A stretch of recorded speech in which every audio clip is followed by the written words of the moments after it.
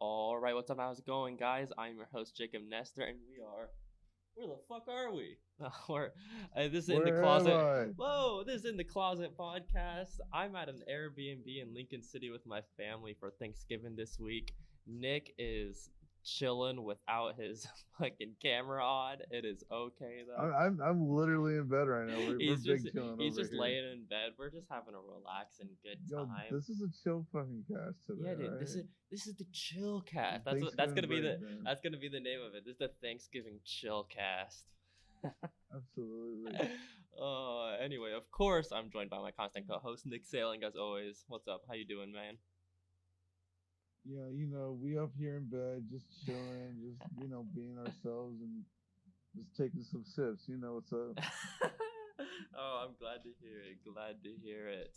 Yeah, it's been a good while, coming up Thanksgiving. It's been a good week just spending it here with my family, hanging out, watching some good movies, and I've been watching a lot of TV shows as well recently.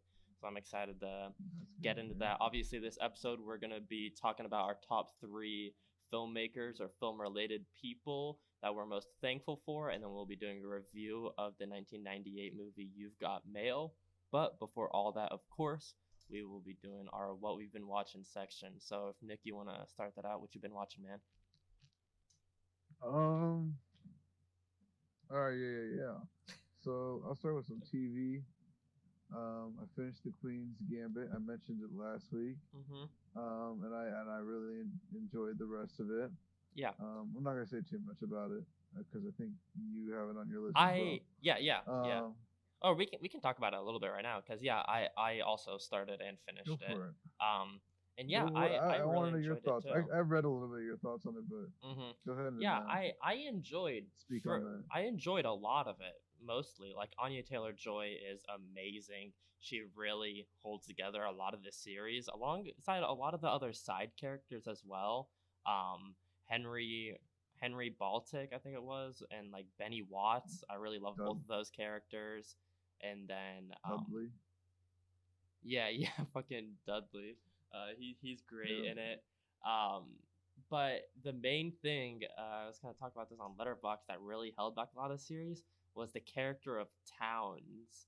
I just really thought he was just poorly written and really just uncomfortable, and it kind of just made me confused a lot of the time because I understand now mainly like okay it was going for that he was a gay character and like that whole thing I guess, but still his whole like Mm. relationship with Beth I found really confusing and uh kind of predatory because it seemed like this guy was in like his mid 20s when he met her when she was 13, and then like every time whenever these older men would see her throughout the years, every single one of them would always like make it a point to be like, wow, you've gotten like way more attractive. And I'm like, this is making me really fucking uncomfortable because all of these guys look like they're way older than than she is.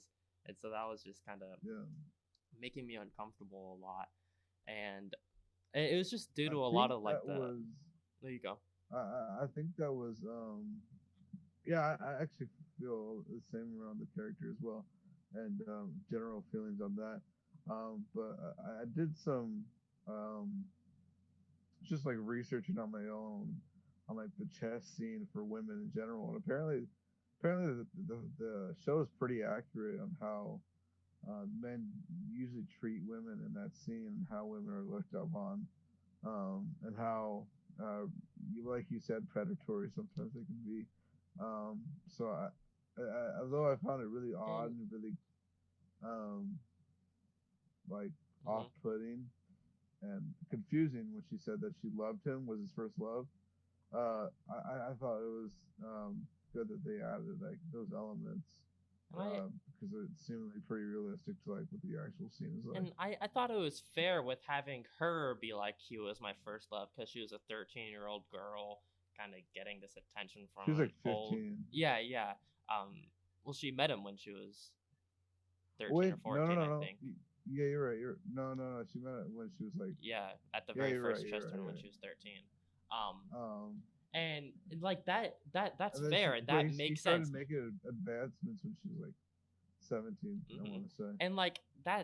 that angle's fair, but then when the men also feel that way, and then I feel like the show's kind of trying to make you feel almost like sympathetic towards them in a way, or like maybe like, oh yeah, like she should be loving these guys. I don't know. It didn't. It. I felt like the show, how it was I see that. portraying those relationships, it didn't portray it in a way like this is wrong. It portrayed it like, yeah, root Mm. for them, which I found Kind really, of, really yeah. uncomfortable. I totally agree with you on that point, but I did like the way that they did have Anya Taylor Joy's character feed into that. She basically did her thing, and without any care and without like much of thought towards like these guys' feelings.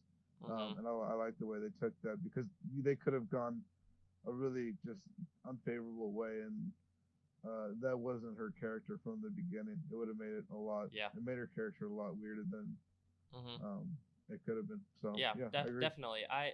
It was mainly just all of the characters were really complex characters with their feelings and their backstories, and Anya Taylor-Joy portrayed it really well and really clear, and you really understood who this Hmm. character was and like all of her motivations and feelings and such like that because she's a great actress. But I am. all of these other I side also. characters, I just didn't think they were very good in the roles, and it kind of made it more distracting, and it didn't allow me to really understand these characters. So when they would do these conflicting things, like all of the characters in the show did, I just found it strange and, um, you know, not like them, I guess. Right. Yeah. Still, though, very visually beautiful show. Visually, just a really I striking show. I thought it I was incredible. completely agree. I was shocked on Hmm. how beautiful every shot in this. I almost want to say movie because I feel like this is Yeah. a very just long cinematic adventure. Hmm. Um, I also want to mention the child actress that plays her Yeah. is excellent and She's great. looks like her very much so. Yeah. Yeah. And and it's just like The uh, thing, she gives me what's her face vibes from the Gifted movie. She's in a ton of shit. She was in the Annabelle movie as well. I haven't seen either of those. I forget her name. Um, She's uh, great in it. The only she's complaint I have with amazing. that Yeah. is she's great, and she also looks a lot like Anya Taylor Joy, but she looks Hmm. like a 9-10 year old, like she's portraying. Anya Taylor Joy does Oh not yeah. look like a fucking 13-year Oh old. yeah. So That was that so makes the funny. progression from like 13 to 19, and especially when all of these characters keep mentioning how hotter she's getting, it made it even more uncomfortable for me because I'm like, they did not do a good job at aging her. All they did was like it's was definitely changing her uncomfortable. hairstyle. But Yeah, no, definitely. Yeah, it is definitely uncomfortable. But I mean, like that's how they acted back then. This is the '60s we're talking about. yeah. Like, but yeah, that's the Queen's Gambit. Yeah, Anything else cool on that show. one? Nope, that's all I Good got to show. say A about that great, show. really good show. Really, really, I'm glad it's a definitely limited recommend it. series. They, one, I guess, quick thing, they made chess incredibly interesting, and I already like chess a lot. Absolutely. And they made it really, really engaging, and a lot of those chess scenes had really great tension, and it was really interesting and fun to watch. Hmm. Yeah, that's that. There's a specific the specific scene that at the end I won't spoil it, but uh, the music is like a clock ticking, and it matches up with Hmm. them moving each piece with the clock ticking, and then it Yeah. moves to like this like board master basically, and he's like moving the pieces on a separate like a showcase board basically, and that scene was fantastic. And there's a scene that starts in the room that's happening. It's amazing. It's a beautiful room with just chessboards in it. High key recommend the show just for the last episode and just to see Yeah, all that. last it definitely Um, ended with the best. Like the whole last episode yeah, and then the whole ending was the best part of the show for me. the last two episodes were like maybe my favorite part of the whole show. Hmm. But Definitely. yeah, Queen's Gambit. Hmm. Dope stuff. Let's see. Other than that, for TV, I've watched the last three episodes of Lovecraft Country that I hadn't gotten around to. Yes, yes. Um, Okay, okay. I'm glad I fucking watched it because there's a reason why I like kind of stopped for a little bit. I was like, I didn't really know where the show was going, Mhm. and they're giving us like so much information and so many different character side Yeah. stories that I was like, There's a lot. I'm like, there's a lot to this, and the last three episodes like wrapped it up honestly pretty well for the most part, leaving it with an open-ended, with an ending that was open-ended, and with a really cool last shot. Yeah, definitely. I gotta say, like they ramped it up for the last three episodes, production wise and like creativity wise. One thing I love about this show is how creative like Yeah. the minds are behind it. Uh, and there's like there was a specific jump scare in, I want to say it was episode. How many episodes are there? 10. I want to say it was I episode. think it was 8 actually. I think it was 10. Ooh, okay. Uh, Bet on yeah, it was 10. it. So it was episode 8, which is, one second. Damn it! It was 10. Episode 8 was the one with the one mainly following the girl. I can't remember her name.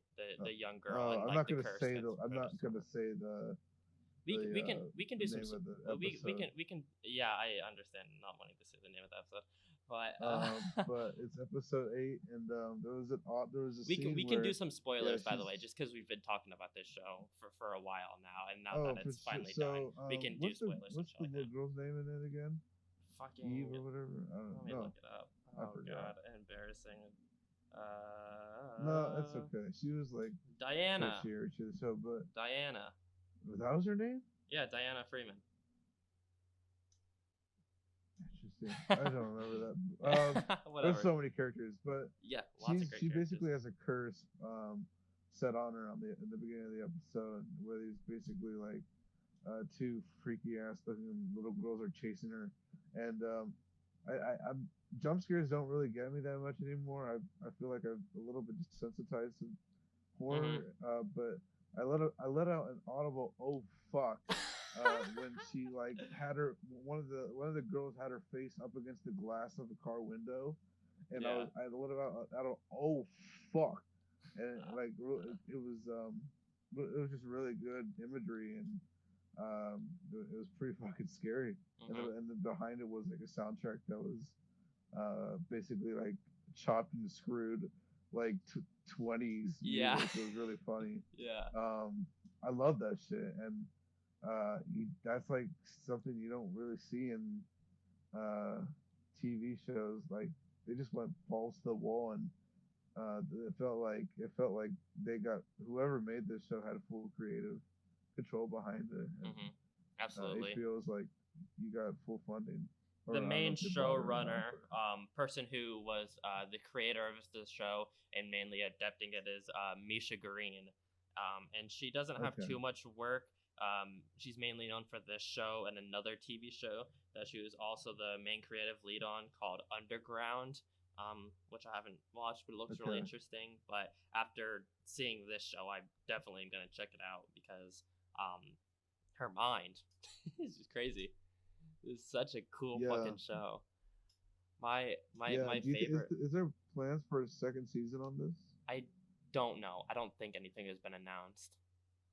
I kind of like the way they ended it. I would be perfectly fine with it just being wholly contained story like this. And if they were to Um, go more into it, I would like it to be more of different characters but in the same world, you know? I think it was a really good arc and conclusion for all the characters in it. And a really like well yeah, contained I agree. story. But the world itself is really, really interesting, cool, and I would definitely not mind watching some other characters and building them up in this interesting world, especially with how it ended Uh, with You with know, Diana. obviously we're Yeah, doing spoilers of like, Diana, her fucking robot she arm and basically looks like fucking the goddamn Furiosa. monster and the whole thing about like giving the Yeah. magic back to the black people basically. It'd be cool to see some more shit with that, the Mm. community building up magic and seeing it how it interacts with them. And I'm sure some wars were probably started and shit like that from the angry ass white people or some shit like that. And I would, there could be a lot of really cool shit that it can do. It's a really expansive world. Yeah. And what was I've only seen Jonathan Majors in two other things other than this: the Hmm. Five Bloods and the Last Man in San Francisco, Last Black Man in San Francisco. Yeah. But this guy is like definitely a star maker right here. I've So also if you only haven't, seen him in these three things, and yeah, he is mm, fucking incredible. Just mind blowing and stuff. also shout out to the woman who played Ruby. Hmm. I do not know how to say her name. Wunmi Mwasku. I'm racist, I guess. I don't know. Bunmi Mosaku, Um, yeah, that sounds I right. think. Uh, Yeah, I don't know. Shout everyone's out to great in this her. show, but yeah, shout out. She's fantastic. She's also in a new movie that I haven't seen yet, called His Room. Oh, I didn't know Um, she's in that. I've been meaning to check that out. or His House. That's what it is. Yeah, okay, his house. That's I what need it to is. Yeah. check that out, but I've been wanting to. I've heard mixed things on that, but I still want to check it out. Hmm. Mostly because she's in it and she's excellent in this show. She's one of my favorite parts. Definitely. Um, I want to give a huge I, shout out to my favorite moment of the entire show, which just had me fucking bawling. Absolutely, is the whole scene of intercutting between. It's in episode 9 of fucking what's her name, Letty, and the grandma in the house, her holding her, like the whole speech of her trying to get her to oh give her the yeah, book, and then the house burning down around her and her holding her hands as she's yeah, dying, and then intercutting with the best fucking scene of Atticus and his dad realizing that Atticus is the mysterious man with the bat. I was losing my goddamn mind at that scene. Oh my god. It, I was just so that was sick. emotionally impacted by everything that was going on, and also just fucking cheering and just so many, just so many emotions, flowing through everything. And that scene was just Yeah, so kick ass and so that awesome. that whole that whole Tulsa episode Hmm. has like a bunch of moments in it. Yeah, It that's a might be the best great. episode I, of I the I think of that the is my series, favorite but episode of the series, and that's my favorite yeah, moment for sure. I was just fucking um, bawling. it's fantastic. It's good. Hmm. Yeah. Also, we didn't mention Journey. We mentioned her before, but Hmm. Journey Smollett Yeah. is amazing. And this is like I've only seen her in that Birds of Prey movie, and that's about it. She's excellent in this. Yeah, she's so great in this. Um, I even though I love Jonathan Majors, and like I said, I love all of the other great characters and great cast in this show. My favorite character is probably Aunt Hippolyta, who's played by, yeah, gonna butcher the name, of course, um, Anjuan Ellis, I think. Anjuan Ellis. yeah. And she is I'm not fucking gonna. incredible. Contender for also my favorite episode is the I Am Hippolyta episode. That whole journey is just a really, really crazy episode that I thought was really moving and Mhm. really a lot of the themes and ideas that was kind of presented in that episode and the journey that Hippolyta was going on really affected me personally, and really made me rethink a lot of things in my life, honestly. And I thought it was really just really impactful and great. So shout out Hippolyta. Yeah, Shout out the creators of the show. she's excellent. Also, Absolutely. keep Yeah. saying this, but fucking shouting out a million things. The Lovecraft Country Radio podcast. It was airing weekly alongside the show when every episode was airing. Great podcast. And so the Was two that HBO? hosts, yeah, it was ran through Oh, HBO. And so the two hosts, one was this podcast. I can't remember either of the names. One of them was just like this person who does a lot of podcasts, and the other one was one of the writers on the show. And then they would also, throughout this series, they would have guests on, like the actress who played Geo was on it, actress who played Hippolyta was on it, Misha Green was on an episode, the showrunner. Just great stuff. And um, the writer who was on that podcast, who was on every single episode, was the main writer for the Aunt Hippolyta episode. So shout out to her for just Oh creating wow. a really incredible episode and also providing a really interesting podcast to go along with the show that adds a lot of more interesting depth to it. So yeah, check out Lovecraft Country Nice. Radio. Great stuff. Very nice. Yeah, I'm in love with the show. Very It's nice. a new favorite show for me. Absolutely, it's just so Yeah, great. fantastic. Hmm. That's it for about TV. I got back into Succession, but I need to finish that. I might talk about it next week. Hmm. I watched a bunch of different movies today, Okay. and I watched a couple uh, this weekend. So I'm just gonna mention. I just mentioned like four of these, honestly. Uh, so I rewatched Logan Lucky again. This is a personal Nice. favorite of mine from 2017. I've mentioned before I'm a Soderbergh slut, uh, and I Hold watch on one just about second. anything he made. Are you like rolling around or something? Your mic's getting a little scratchy right now. Oh, is it? Oh, my hair is like. Let me put my hair back. Brush the Sorry. hair. Brush the hair. No, you're good. You're good. All right. How's that? Yeah, that sounds better. Okay, Logan Lucky. Yeah, great Okay. movie. Logan Lucky. My bad about that. Soderbergh slut. Honestly, I feel like this is one of his best movies. I like a lot of stuff he's made. Um, but I feel like Logan Lucky is just like his formula is perfect with it. Hmm.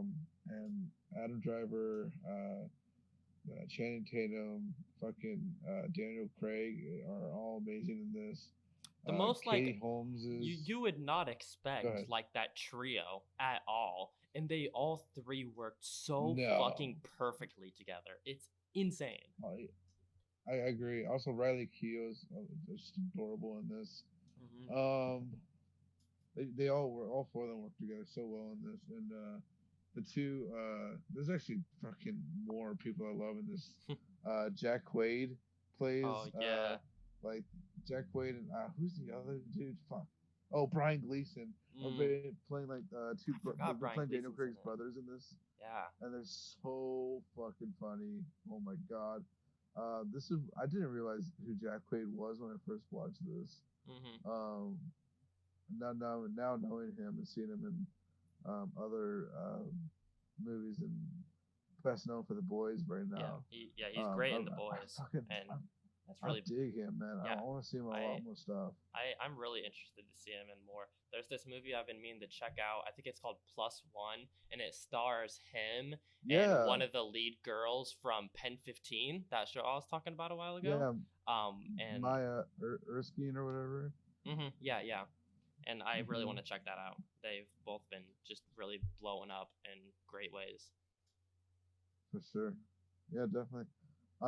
He's also going to be in the upcoming Scream movie, I believe. Oh, nice. So Right on. yeah, Yeah, that I'm a should be I'm a big fan of Logan good. Lucky. I don't watch many Soderbergh movies, and that's not a slight to how I feel about him in any way. It's just I just haven't. I've only seen like Ocean's 11, Logan Lucky. I That might be it. Honestly, I can't remember any others off the top of my head, and I absolutely love both of those. But I really just need to check Yeah. out more of his work. My mom is a huge Soderbergh fan as well. I know. Um, So yeah. Soderbergh's style definitely just clicks with me a lot, and I just love the way he uses the camera. I Hmm. don't know. He does his own thing with it, and a lot of people don't like Ocean's 12, but I think he uses the camera and like specifically just Hmm. like camera zooms just so like I love good eloquently, and zooms. just so much fun in Ocean's 12, and you see it a lot in other movies. And he's also like one of those dudes that likes to go far out, and Hmm. he did the movie Unsane. Yeah, shot on Um, an iPhone. did you see Unsane? I haven't, no, but it's shot on an iPhone. I know So that yeah, because it was branded yeah, like that. it was shot on an iPhone. Yeah, he's a That super was just so innovative far out, filmmaker. but Absolutely, he reminds me a lot of mhm. David Lynch in that way of just like always pushing the boundaries in so many different aspects. You know? I feel like he's a David Lynch that's more how do I say approachable Yeah, than David David Lynch. Lynch for the mainstream, I I guess. love I don't David know. Lynch. Not to say Yes, yes, yeah, yes. that sounds a little bit like Yeah. gatekeeping in a way, almost, but but yeah, I he's mean, great. I wouldn't consider most of his movies mainstream, other than maybe Oceans and Magic Mike. Um, Mhm. because Logan Lucky did terrible. It was a flop. Yeah, And maybe maybe Traffic, but like Traffic's big. not many Or people know. Aaron, what Aaron Brokovich? What's it called? Brockovich, yeah, Yeah, yeah. Aaron That Brockovich. movie's big because of like the Oscar buzz it got and Thinking about such. it now, Brockovich might be his most popular movie, honestly. I think it is for Um, sure. I That was the movie I knew of the most from him yeah, before I even knew that it was him. I was like, holy shit, he did this, and then I looked at his filmography, and he has like such a wide range of styles. Like, he hmm definitely explores a lot, not only in innovating filmmaking styles, but also in just like story element styles. He's a really interesting director. definitely, yeah. Hmm. Yeah, I need to check Um, out more. moving on from that was just a rewatch I did this week. Some things that I saw for the first time. Blood Simple, Oh, directed you watched Blood by. Simple for the first time? I watched Uh, Blood Simple for the first time when did you watch it? like 3 days ago. Fuck yeah, dude. Yeah. This movie's fucking baller, isn't it? Um. Yes and no. I Oh, actually. Oh, okay, okay. You talk about it first. I do have some complaints about it that were pretty big, but I do think it's sick. um, shit. I Sorry to fucking ruin the love the flow. way. I love uh how Coen-y this movie is. Hmm.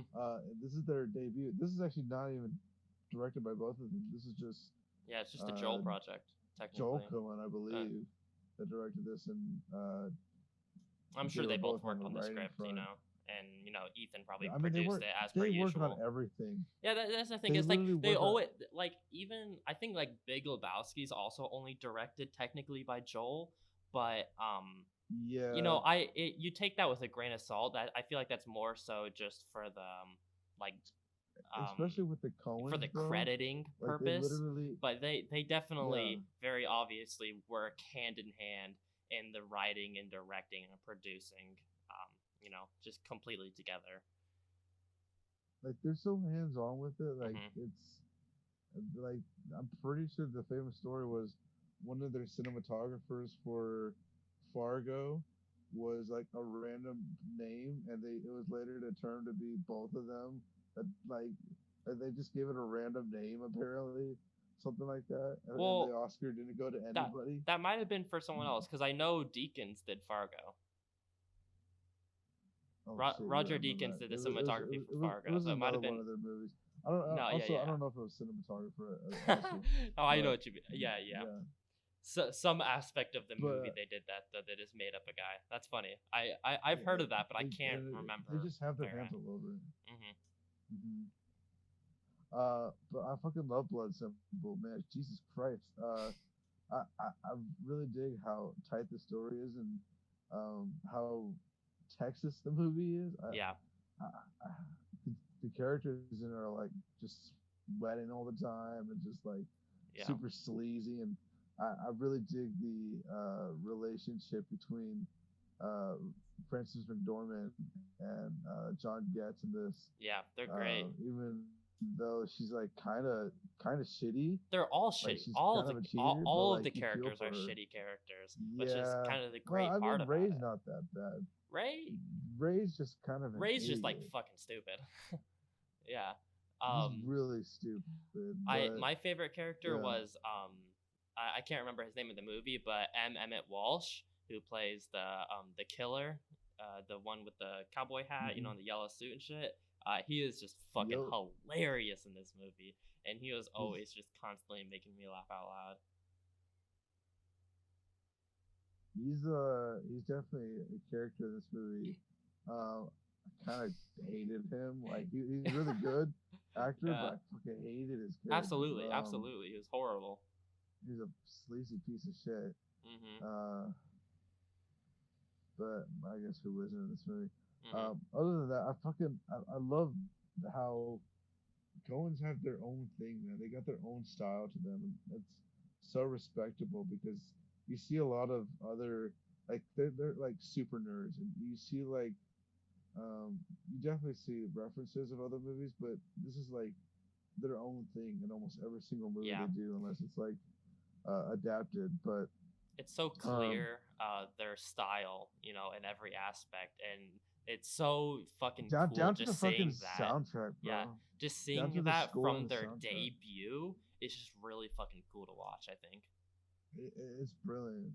You said you had some gripes about the movie. Do you want Yeah, to go yeah. ahead? The main gripes I had were throughout the middle section, and it was through a lot of the tension that's built up through mainly the whole second leading into the third act of this movie is trying to figure out who knows what information at what time and shit like that. Or sorry, but it's like watching these characters trying to figure out who has what information at what time, basically. Um, and I found that more confusing than like tense, and it just kind of made me growingly more uninterested in these characters leading into the third act, so I just wasn't really caring as much. And it mainly started with the scene when Ray finds fucking I can't remember his name, but the guy dead in his office, Um Marty.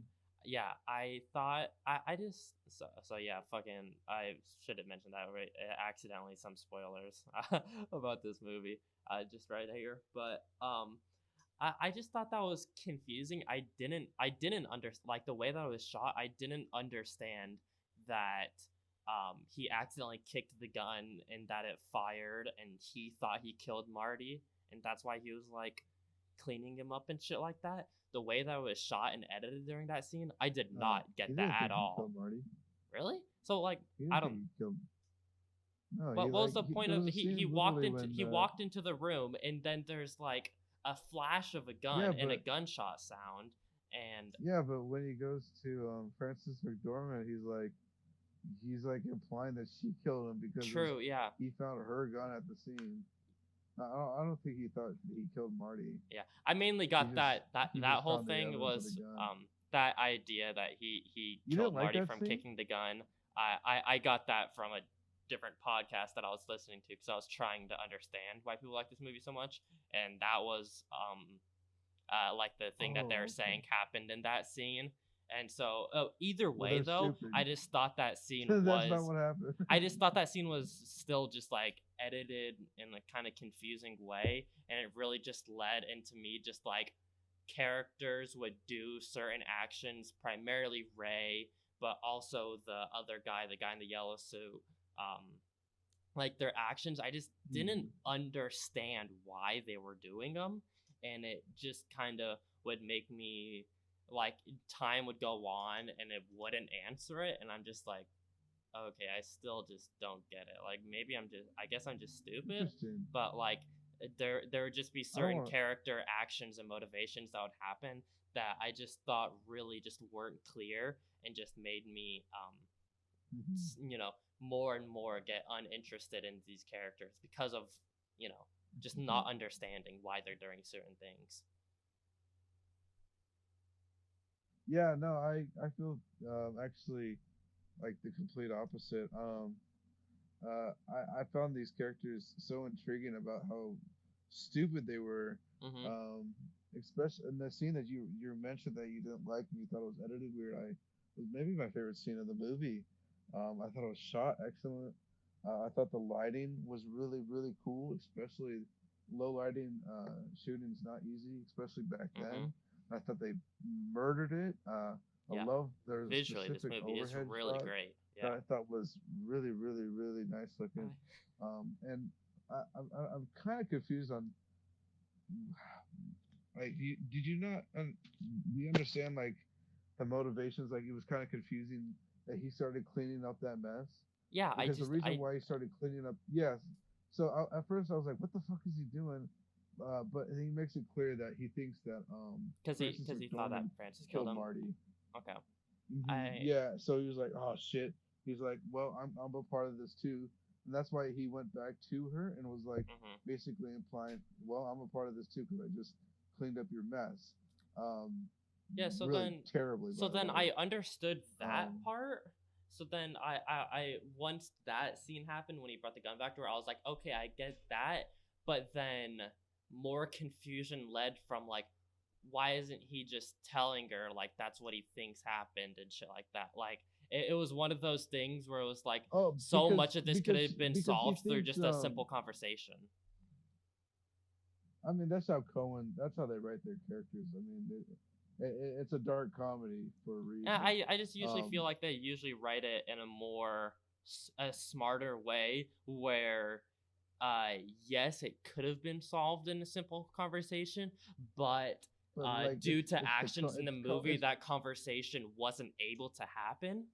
But I felt like in this movie, it I was can understand that. able to happen. And so I that's think what that's just made how me just like angry and that's how they confused. like to write their characters. I think. They I think love that's just how writing like stupid they like to write characters, and their I love characters. that. Yeah. Yeah. I don't know. I Try, still I think it can was a sort of really see what you're enjoyable, coming fun at, but movie. I love this movie, man. It's I want to rewatch it again Hmm. maybe after I this because definitely. it was just it felt like a fucking breeze too. It felt like very short. I definitely Um, need to rewatch it because I don't so know. I was watching this as I do with a lot of movies. I was watching this at work on in the TV at my work. Sometimes we'll cut out for like a second or two and then come back. I've never noticed a difference though. It's always been the same. It just kind of weirdly cuts out. I'm like, okay, whatever. But I noticed it in this movie because when I was watching this movie, I'm like, this movie is so visually different from a lot of other Coen Brothers movies because it's so dark, like such harsh It's very shadows. dark. Like Yeah. it's so dark, like I can barely see anything that's going on. And then I think it was like 38 minutes into the movie, that flash happens on the TV and everything is clear. Like I can actually see what's happening. I'm like, oh my god, there was just something wrong with the TV. Like it wasn't the Really. cinematography. Like yes, the cinematography is really dark in that movie, and that's the purpose. But it was dark to the The point where I legit couldn't see That's so things in weird. those first like Ugh, 35 minutes of the movie. And so that didn't ruin it because that's I awful. still loved that first part of about the movie. But when that happened and I finally realized like what was happening, I was like, oh my god, I am so upset. And I'm like, wow, this movie looks great. That was like my main gripe with it at first was I wasn't I enjoying how I it think was that shot. movie's still pretty dark for the most part though, It but is, but I'm talking definitely like you couldn't see shit. yeah, Like it was like yeah. a damn near That would definitely impossible. hinder the And experience, it was just some I issue with think. the TV, and Hmm. and that was just tragic that that just happened to me on that movie. Um, Yeah. and like I said, I it didn't end up You know what? I enjoying. do It didn't end recommend up watching this changing again. my. It didn't end up changing my enjoyment too much because, like I said, that was during the parts that I liked a lot of the movie for the most of that first like Hmm. 40 minutes that I liked so much.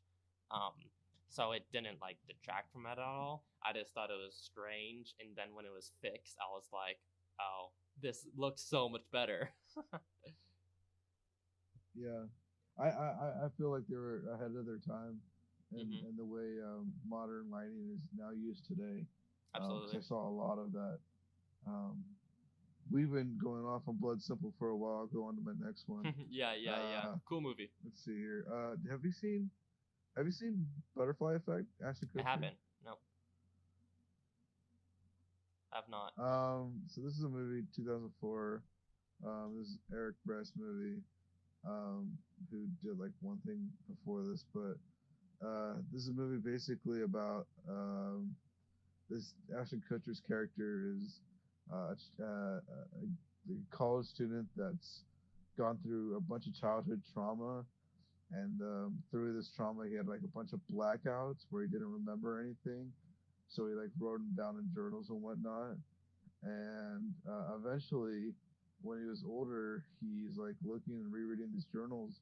And this is not really a spoiler because it's in the trailer, but he's Mm-hmm. able to basically go back in time Mm. and change events Hmm. when he was a kid, and it would affect basically what his future would be when he wakes up from like this coma that he's in when he's like traveling to the past, Yeah. and he wakes up and he basically wakes up.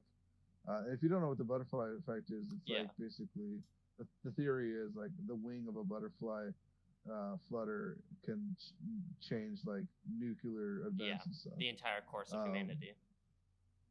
Exactly, and basically that's what the movie. Basically, there's a bunch of scenes where he's coming back into like almost different realities, and I won't spoil them Mm-hmm. because it's honestly That's really cool. interesting and really entertaining. But it's also terrible dialogue for the most part. Um, unfortunately, I think Ashton Kutcher's good in this movie. There's some lines in here that's really terrible though. Um, like just really not good. I think the ending's pretty garbage, but I did find out that there's literally five other endings to this movie. Um, so do with that as you will. Oh. Um, yeah, the butterfly effect. I This is a movie I've been wanting to watch forever because I love Mm-hmm. like the concept. You know, it's It's a such a cool great concept, concept, and and it can lead mhm, to, just so many different things for sure. But without, yeah, a good script, I mean, that's how all movies are, but without a good script, oh yeah, for real, yeah, just for sure. shit. It wasn't just dialogue. It was mostly like I don't know, like there was like moments in this movie that were in, I don't think like I was laughing a lot and I don't think I was supposed to be laughing. Um, Yeah. but there's also times where I was like really disturbed. Uh, Oh. I, I don't know. I think I recommend this movie to um any horror fan, but like Mhm. I don't know, man. Like it's just not the best. Yeah. I don't know, and it's also 2 hours long. Oh. You definitely feel it. Yeah. That's So tough. yeah, there's the butterfly effect. Nice, nice. Anything Other else? than that, I want to shout out Yeah. two Thanksgiving movies that I watched. Actually, I Oh, watched okay. three Nice. technically with You've Got Mail, but Mhm. Planes, Trains, and Automobiles is Nice. Thanksgiving Yes. Of classic. course. I kind of realized it's almost just a Christmas movie, but it's got Thanksgiving in it, so I guess we'll count it. Yeah. Um, I'm not gonna say too much about it. That's a classic. Rest in peace, John Candy. Uh, the other one I watched that was another Thanksgiving movie I watched was The Day Trippers. Have you ever seen this? Mm. No. Uh, Never heard of it. this is Greg Matola. Have Oh, you yeah, know yeah. like I know. Superbad, Yeah, I know Greg Matola. Adventureland. Mhm. This is like one of his first movies. Right on. This is fucking really good, man. This might be a new personal favorite for mine. Wow. Um, I'll just shout out Stanley Tucci, Hope Davis, Parker Posey, and a really great performance from Lee Schreiber. Nice. Basically, this is like before, like I'm trying to describe. How do I describe this? If you see, it's kind of similar to Little Miss Sunshine, actually, in a Nice. way where like the whole family is basically taking a road trip for kind of kind of well here I'll just explain it. Basically, Hope Davis is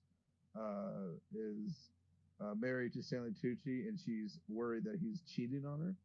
Mm. And he lives in the city, or he works in the city, and her parents, her sister, and her sister's boyfriend, Lee Schreiber, all get in a car and decide to go like hunt him down basically and check on him, and that's what basically the main plot of the movie is. But they run Right on. into like difficulties. They run into the strangers. Like there's some really wholesome moments with just complete strangers in this movie. They have like fights. It's just like a realistic family dynamic that I could only best describe as like a proto to like basically fucking Little Miss Sunshine. It's so similar, but it's really good. I think it's Criterion, actually. Uh, Ooh. I believe. Usually like Janus or Janus Pictures or Criterion, I would assume. Yeah, I Um, love them. since they're art house. Yeah. Um, but it's really good, and it's Thanksgiving, so it Right on. counts. And it also, speaking of You've Got Mail, it also has Parker Posey in it, Right who on. is I would let her ruin my life in this movie. So Absolutely. um, other than that, I think that's about it for me. Nice. I Right on. talked my ass off. So That's what have you fucking seen cool. this week? Yeah. So obviously we talked about I watched The Queen's Gambit. That was great. Other TV shows I Mhm. watched. I gotta admit, I lied to you guys. Back in episode 7, Evil Dead, I lied to you guys. I hadn't watched all of BoJack Horseman. I thought I did, but I fucking had only watched until the end of season 4. I just had it in my mind that I somehow finished this show, but there were fucking 2 whole ass seasons left. And so I finally actually finished it. And as I said back then, which was a lie apparently, even though I loved those first 4 seasons, it really is some of the best TV show I've ever seen. And it's just such an incredible, great fucking show. And so I'm embarrassed about that. Oopsies. But yeah, shout out to BoJack Horseman, especially that last season and those last few episodes are just fucking incredible and just gut wrenching and just so good. Have you seen BoJack Horseman? I've seen the first season, Yeah. but Great I didn't show. finish it. Yeah, It's definitely good. gonna be rewatching that over the years, just random episodes and such. It's just so cool. I started Ratchet finally, the prequel to One Flew Over the Cuckoo's Nest. Technically, have you seen this? Is it a prequel or is it just like I mean, origin story? it's an origin story of Nurse Ratchet. Yeah. Um, Yeah, I was really excited when this was announced. It's just unfortunately the creator behind it. I'm just not a big fan of. yeah, I also am Um, not a big fan of Ryan Murphy. Um, yeah. but I have been watching the show. I'm only about 3 episodes in, and I am enjoying it. It's not something that's just fucking incredible or anything, but it's definitely an enjoyable, unsettling show that's visually pretty cool. And it's just, you can't go wrong with just watching Sarah Paulson do her work. She's Yeah. incredible in everything, and this role is absolutely no exception. She's I, great. I think I'm gonna check this out probably in the next week Yeah, or so because it's pretty um, cool. Nurse Ratchet's one of my favorite Yeah, villains of all time. She's like top 5 for me. absolutely. And One Flew Over the Cuckoo's Nest is one of the movies that like formed my Hmm. like just movie brain. Yeah, same. So I gotta check this out just for that. It's a fun watch, Even if it's mid. absolutely. There's some really cool, unsettling scenes, and it's getting pretty fucked Mm. up, which is what I was hoping for. And Does so it I hope it does some more fucked up stuff. It's an interesting does show. it take place in Oregon or is it somewhere else? I actually can't remember. I'm gonna be honest. I don't Oh, think they okay. ever mentioned the name Oregon in it, because I probably would have been like, "Woo!" Okay. I think they're just mentioning like town names. I didn't recognize any of them, but Right. I'm assuming it probably doesn't. I'm assuming it doesn't take place in the place where One it's Flew Over definitely the not the Cuckoo's same Nest takes place. place. Yeah, it's definitely a completely different Yeah. hospital, and it's like a Okay. fully imagined different story. For sure. It's cool though. I'm It's pretty definitely cool. gonna check it out. I've been enjoying it absolutely. Another show. You said it was Nicole Kidman. I'm sorry. No, Sarah Paulson. Sarah Paulson is the lead. Sarah Paulson. Yeah, Okay. she's great. She's so great in Yeah, it. she's alright. Oh, hot take. Okay, we don't need to get into that. No, I think she's alright. I haven't seen her in too much. No, I love her. But another show that I caught, I just binged this yesterday with my family over here. The Haunting of Bly Manor. I really enjoyed this. Have you seen it? I've seen the first season. Oh, there's only one season. Oh, well, it's not a sequel to Haunting a Hill House. It's its own story.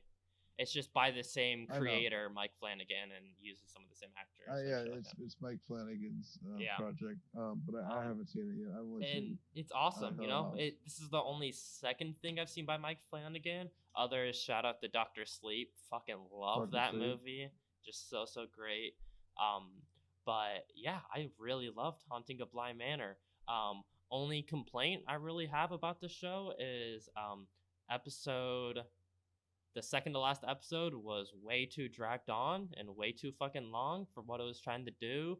And I heard some comments that it was a gay show. Not gay enough. Ooh.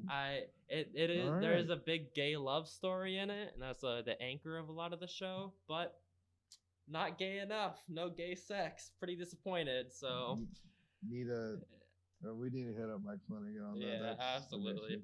Pretty fucking disappointing in that. But you like the show regardless. It was a super good show, and I definitely got very emotional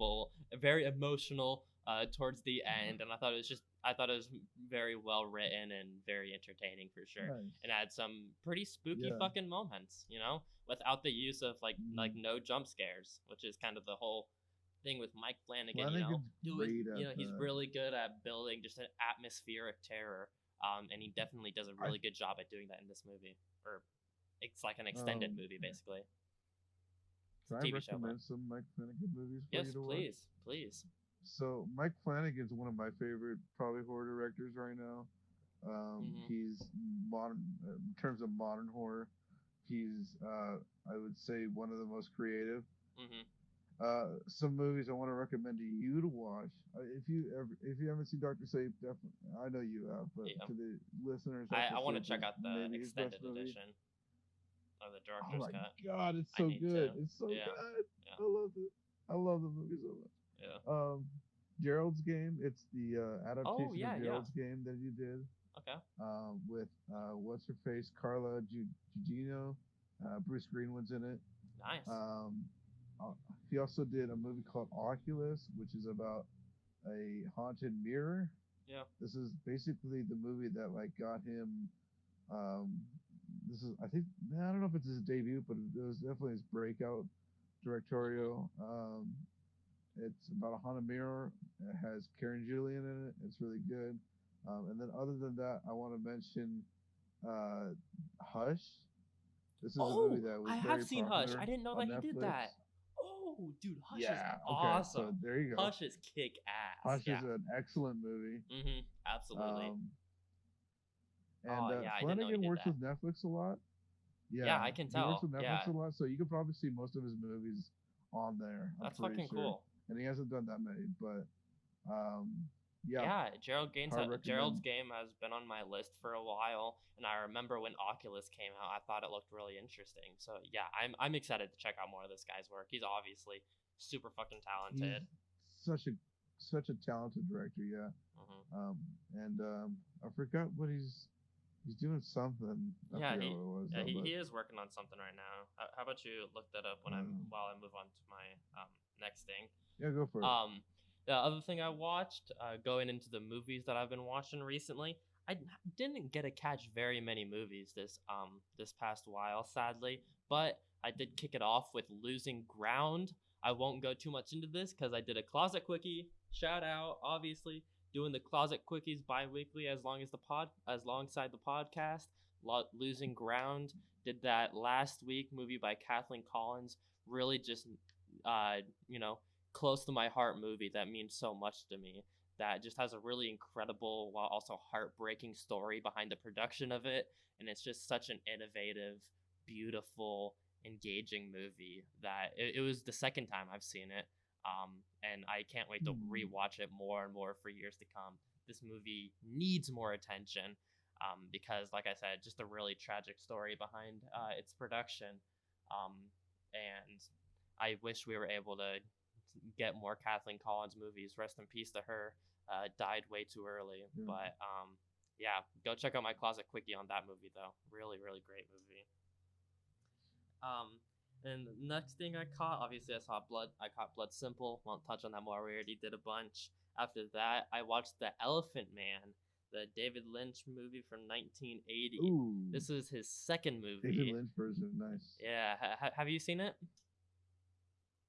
I have. Mm-hmm. I really, really enjoy this. It's so different from a lot How of about? other David Lynch's work, which I thought was really interesting because it's so simple in its plot, Mhm. structure, and themes. It's very straightforward, very simple in what it's trying to get across, and alongside what's happening in this movie. That's very unlike Yeah, David Lynch. Obviously, if you've seen any of his other work, which is very like except cerebral in a for sense. except for the straight story, I would say. Except, yeah, I haven't seen all of his work, but yeah, Straight Story. Oh, I really you want to know about check the out. straight story I though, have, right? I do, I know of it. Okay. But Yeah. yeah, Such an interesting movie. yeah, Elephant Man is just so fucking beautiful and heart wrenching. John Hurt gives like one of the fucking craziest performances I've ever seen under so much heavy makeup and prosthetics. And like he can Yeah. barely talk at all, barely even move his eyes. There's like no facial movement going on, but he gives across such real, intense emotions that is just it's pretty fucking unreal to watch. It's really a Mm. performance of a lifetime, I think, and that's paired alongside with Anthony Hopkins, who it's mainly his story, Mm. honestly, because it mainly follows Yeah. his Yeah. character. Yeah. And I'd say mainly what the movie is about, of what's going on, is it's not about the Elephant Man, but it's about how the Elephant Man, aka John Merrick, affected all of these other people, and it's just really engaging and interesting to watch. How this man's life and who he is affected all these people and changed them. And I thought that was really Mm-hmm. engaging. And Anthony Hopkins does a great job at leading us through this story. He's pretty fucked up at the beginning, I think. He definitely falls into the same vein as Bites does, his previous owner, in the sense of he's basically just like showing him around like another circus animal and such like that, and seeing his realization to that and his arc was just something that was hard to watch, but also I was glad they did it that way. I was Mm-hmm. it's just such an enjoyable movie on technical aspects. It's absolutely flawless and has a lot of reminiscence from David Lynch's other work with that droning soundtrack and the really interesting camera movements. It's very obviously a work of David Lynch, though it is still so different from his other work, which I found wildly engaging and just so emotionally impactful, I think. Yeah. Yeah. I also thought the way they portrayed Joseph Merrick was in good taste too. Um, Absolutely, yeah. so his story is incredible. hmm Um, I've heard some complaints about the yeah. movie where he's almost too perfect of a character in the sense of he's like an angel-like character who can do no wrong. Yeah. And I've heard complaints like that same complaint given to other characters in other movies, and I understand it sometimes, but not here, honestly. Like, yes, he is that way in this movie, but I think it totally works, and it totally works for the character, and it makes sense. And Yeah. I think it really just added to the movie. I didn't have a gripe with that at all. My only real For gripes with sure. the Yeah. movie is it definitely is slow. It's a pretty fucking slow Oh movie, yeah. and it's only about 2 hours, I think.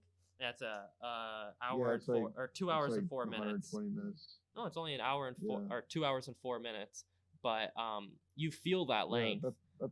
Yeah. um, and I think it probably could have gone deeper in some of its themes and story wise. It could have gone a little bit more interesting, but maybe that's just me wanting more weird shit from Lynch. But yeah, Right. really, really great emotional movie that yeah, I'm excited to rewatch in years because it's just such a technical marvel to just look at, like It all of was his other movies also are. it was also technically, I guess Eraserhead is his first movie, but this would be considered his first studio movie, Mm-hmm. right? Oh, for sure. Yeah. Yeah. So Eraserhead was made on I think it was made on $20,000, which is Yeah. in fucking insane. And It's then, nuts. and then for this movie, it was made on 5 million, and it was actually Mm. produced by Mel Brooks. Mel Brooks had a Right. studio who he was wanting to do more serious stuff, and the way that he was doing that was through producing. And so this is one of those ones that he really had faith in, where no one else had faith in this young, weird director. You know, they watch Eraserhead and they're just fucking dumbfounded by it, and don't trust him at all. Mm. But Mel Brooks really fought for him, and God bless him for that because he did a great job. And also, it's one of those instances where studio involvement um, was for the better. If it weren't for the studio involvement, say if Lynch was to make this movie, supposedly his idea, he originally made the costume for the Elephant Man. It wasn't good at all. Like it didn't look good at all. So they fixed it and made it way better and atomically correct to how the man actually was. Um, he had different casting ideas. He didn't want John Hurt and Anthony Hopkins to be in it, which were really just like show stealers for me and really carried the movie in a lot of aspects. So, you know, Huh. it's one of those times where the studio was right, and that's why it really fucking sucks when, studio involvement gets in the movie because you really don't know, how it's gonna turn out until it's actually fully done. And it's Hmm. just when the studio changes something and it's bad, you can blame them and say it's all only them, and then when they do something and it's good, you just don't mention it and sweep it under the rug, and it was all the director's perfect vision. And it's a really tough thing to find that balance of, and it's just hard. It's hard to find that. And this is one of those movies where it really found the perfect balance between studio involvement and directorial vision, which I think is just really impressive. Yeah. Yeah, great fucking movie. Um, Last thing I was able to catch was Lucky Grandma. So this movie, I can't remember if it came out this year or last year. Mm. Letterboxd says 2019, but I think it was officially getting released this year. And it's a short movie. It's an hour and 37 minutes. It's about this grandma who like has a really lucky day at the lottery, basically, or at like a casino, and then through some other hijinks and such, ends up getting involved with the mob on accident. And it's about her like trying to get protection from them and like these dueling mobs and such like that, and her internal conflict. And it's a really, really funny movie while also really honest and engaging with its emotions, and I think it balances that really, really perfectly, honestly. And it's nowhere near a perfect movie. I think it definitely has its flaws, um, but the main characters of the grandma and then the bodyguard who she hires, his name is Big Pong, is just hilarious and incredible. They're both just such interesting, deep characters, and yeah, it's just really, really enjoyable, engaging, well-made movie that really balances those two core emotions and themes really well. And it's just a really great time. It's a really fun movie. I caught it on Showtime. Good. It was a directorial debut by Sassy Seeley, and I'm really excited to check out more stuff from her. The titular grandma was played by Sai Chin, who you probably don't recognize the name, but if you saw her or looked at her filmography, you'd definitely recognize um, other shit that she's been in. She's Blow Up, You Only Live Twice, Titan AE, Casino Royale. Like, you know, she's definitely a very famous character actor, and this is one of the first like really leading roles that she's done, and she does just such a great job, and her character is just so rich, and so incredible. You know, I really enjoyed it. So yeah, shout out Lucky Grandma. Shout out Lucky Grandma. Absolutely. But yeah, that's what I've been fucking watching recently. Check out any of those movies or TV shows that Nick and I mentioned if you're interested, or don't. The bad ones, you know, weren't too many bad ones to shout out this week, thankfully.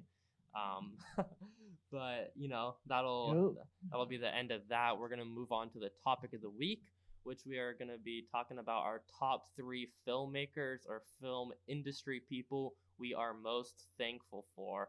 So obviously, you know, this is a very emotional list in the way of, you know, these people just mean so much to us, and I'm really excited to share them with you guys and why they mean so much to us. So yeah, as always, Nick, you want to start out with, you know, it's not really in a numbered list, just whoever the first person you got down. Yeah, I don't have these in order. Same. Um, so number one, this is a director, producer, writer, that is mostly known for directing, but J.J. Abrams is Oh, nice. one of those guys that is always has his hands in the industry and like so many projects, whether it's a Disney, Paramount, Sony. He has his own studio, whether it's Mm-hmm. TV. He's always in everything, um, and always got his hands on something. I watched like what was it, Lovecraft Country, and fucking his name pops up right there, Yeah, and I was like, yeah, yeah. of course, Of course it not does. surprised. Yeah. Um, I I think as a director, I think he's a bit overzealous when it comes to his camera work and his cinematography, and I feel like his characters could be kind of shallow and kind of one-dimensional. But as a film industry person, I got a lot of respect for him. He was part of the reason why we have Star Wars is back, Mm-hmm. um, whether you like it or not. Um, he is the reason I love TV. Lost is one of my favorite TV shows. He's the creator of Yeah. that. One of my favorite things he's ever done, and this made me have so much respect for him, is he like gave him time to do an ARG for the Cloverfield movies, and Yeah. which, if you don't know, what it's a augmented real game thing where uh, basically like they would set like a locked like combination in the middle of like the Arizona desert, and it had to relate to like the movie, and like Reddit would like solve it and shit, and they did that for both the Cloverfield and 10 Cloverfield Lane and a little bit of Paradox. Um, say what you want about those movies. I'm a big fan, Yeah. and Same. I got a lot of respect for any producer slash. Actually, I don't think he directed any of them, but he produced them, and and he had his hands in making like the sets in the games, and I got a lot of respect for someone that is so involved into a project that they'll get their hands dirty. Also, we wouldn't have Michael Giacchino if it wasn't for someone like J.J. Mm-hmm. Abrams putting him out there. Um, Giacchino is one of my favorites. I would say he's maybe like a little overrated now, but Ooh. he's such a fantastic composer Yeah. that he everyone wants him now, and it wouldn't happen if it wasn't for JJ. Mm-hmm. I would say, Yeah, I would honestly make the and argument that he's like the modern day John Williams in the sense of, you know, he maybe does, Giacchino, yeah, he maybe doesn't always hit, yeah, but he's always iconic, and he's created some of the most he, iconic, just awesome themes of the past fucking in 20 the years. last, yes, man. And he's also worked on a couple games too. Hmm. Um, if you know, do you know who Leonard Maltin is? I know the name, but not So too Leonard much about Maltin's him. like a famous famous reviewer. Okay, He's that's pretty right. old now, but he runs a podcast. He's like a Roger Ebert. He runs Mm-hmm. a podcast with his I believe it's his daughter, and they basically interview like just film industry people. And they had an episode with Michael Giacchino, and his story is so interesting. Right on. I He gotta check that basically out. started in like doing video game music, and Hmm. he moved on his way up into doing Disney movies, and then JJ helped him on Lost, and after that Star Trek, and then now he's doing fucking Marvel movies Pixar um, movies, and fucking, Pixar movies. Yeah, everything. like some of the most iconic themes are from Giacchino, man, Yeah, and absolutely. um, yeah. Right on. I guess I would put Giacchino up there as someone I'm thankful for, but I didn't. Mm-hmm. So I'm sorry for that, but Yeah, I'm huge shout out to thankful. JJ though. Absolutely. Yeah, he's Yeah. he's really Uh, been just so influential in so many ways of just, in pop culture, and in the past 20 years. yeah, in modern pop culture, especially. Yeah. Hmm. It's awesome. What Right on. Great pick. Yeah. do you got? So to start out, obviously, I got my list split up. I tried to get a variety of different people for each of the three. And for the first one, I wanted to start out with the guy who really, really opened up my eyes to how lighting and how the camera can really affect a movie. And it's none other than the greatest cinematographer of all time, Roger Deakins. I Yes. mean, this man is just a fucking chameleon behind the camera. Not only does it have such a succinct style with his how he lights things, it's very obvious when Deakins does something, you know it, but he also can do everything. He can always adapt to who is making the film and what the film is about and what's going on in it. He can change everything about what's going on. And like I said, he's really just a cinematography chameleon when it comes to that. He can really um, just bring such life to the screen and his lighting and his camera movements. And he's worked on some of the greatest movies of all time: Shawshank Redemption, No Country for Old Men. I mean, his contribution with the Coen brothers is obviously incredible, but he's done so much other great work that I'm just so thankful for. And he really just changed how I see movies visually. Um, and he's just such a great guy. Blade Runner Mm-hmm. 2049, also shout out, maybe my favorite work of him, just because I love that movie so much and is so just visually incredible. He's been working with the Coen brothers for a long time, and a newfound partner that he's been working with a lot has been Denis Villeneuve. And I really am excited to see hopefully more work he does with him. He didn't work on Dune with him. I'm pretty sure Hoyte van Hoytema did, but I'm sure they'll work together again in the future. And he's great. And I also want to say how thankful I am not only for his contribution to cinematography and film, but also a podcast that he does. He has a podcast called Team Deacons. He does it with his wife, and I've learned Yeah, he so much does. about her as well. They met while on a They're movie an set, interesting pair. and it was pretty early on in his career when they met and they started working together. And she's a really integral part into his art. She's basically the Mm-hmm. mediator in so many ways of him with all of the other crew and getting him anything he needs and providing him so that he can show his artistic vision. And I think her name is Jane. I'm sorry, I can't remember her first name. I think it is, but yeah, their podcast is really great, and they just give some really great insight. And they do lots of interviews with a lot of incredible people. Sam Mendes, who I love so much, Paul Dano, Josh Brolin, you know, and just other people you've never heard of.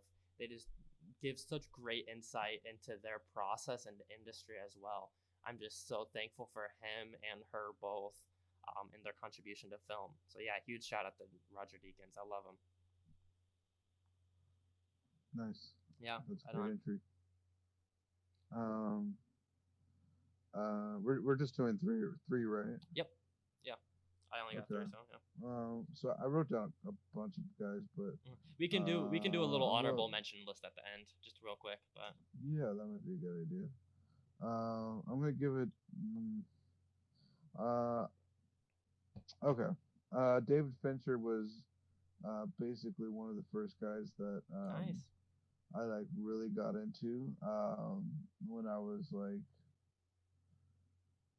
I think it was when Gone Girl came out. I was like, I Okay. want to see every single one of this dude's movies, and Yep. I watched.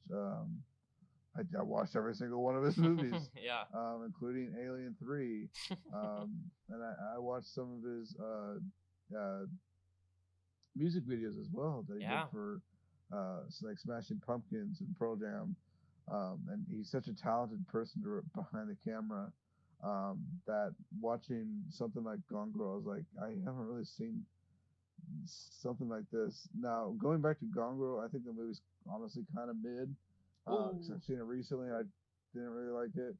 Mhm. But everything else, Zodiac is one of the best movies of all time. Um, say what you want about uh, uh, Fight Club and the characters. I love Great. Fight Club. Yeah. Great movie. Seven is another like I probably put seven in my top 10. The Social Network would maybe P in my top five. Absolutely. Um, like so he's just hit after hit. I would maybe not put him in the category as one of the best of all time, but since his discography is still pretty fresh, um, but in terms of modern camera work, modern set design, and just the way people use color grading, and now is definitely influenced by what Fincher was doing Mhm. in the early 2000s and late 90s. Um, and now we got Alongside his use of director. CGI as well. Hi- Yeah, exactly. But I His was gonna say minimal we use of got CGI. directors like Denis Villeneuve who are using um, Fincher, what you call it? Fincher, what's it called?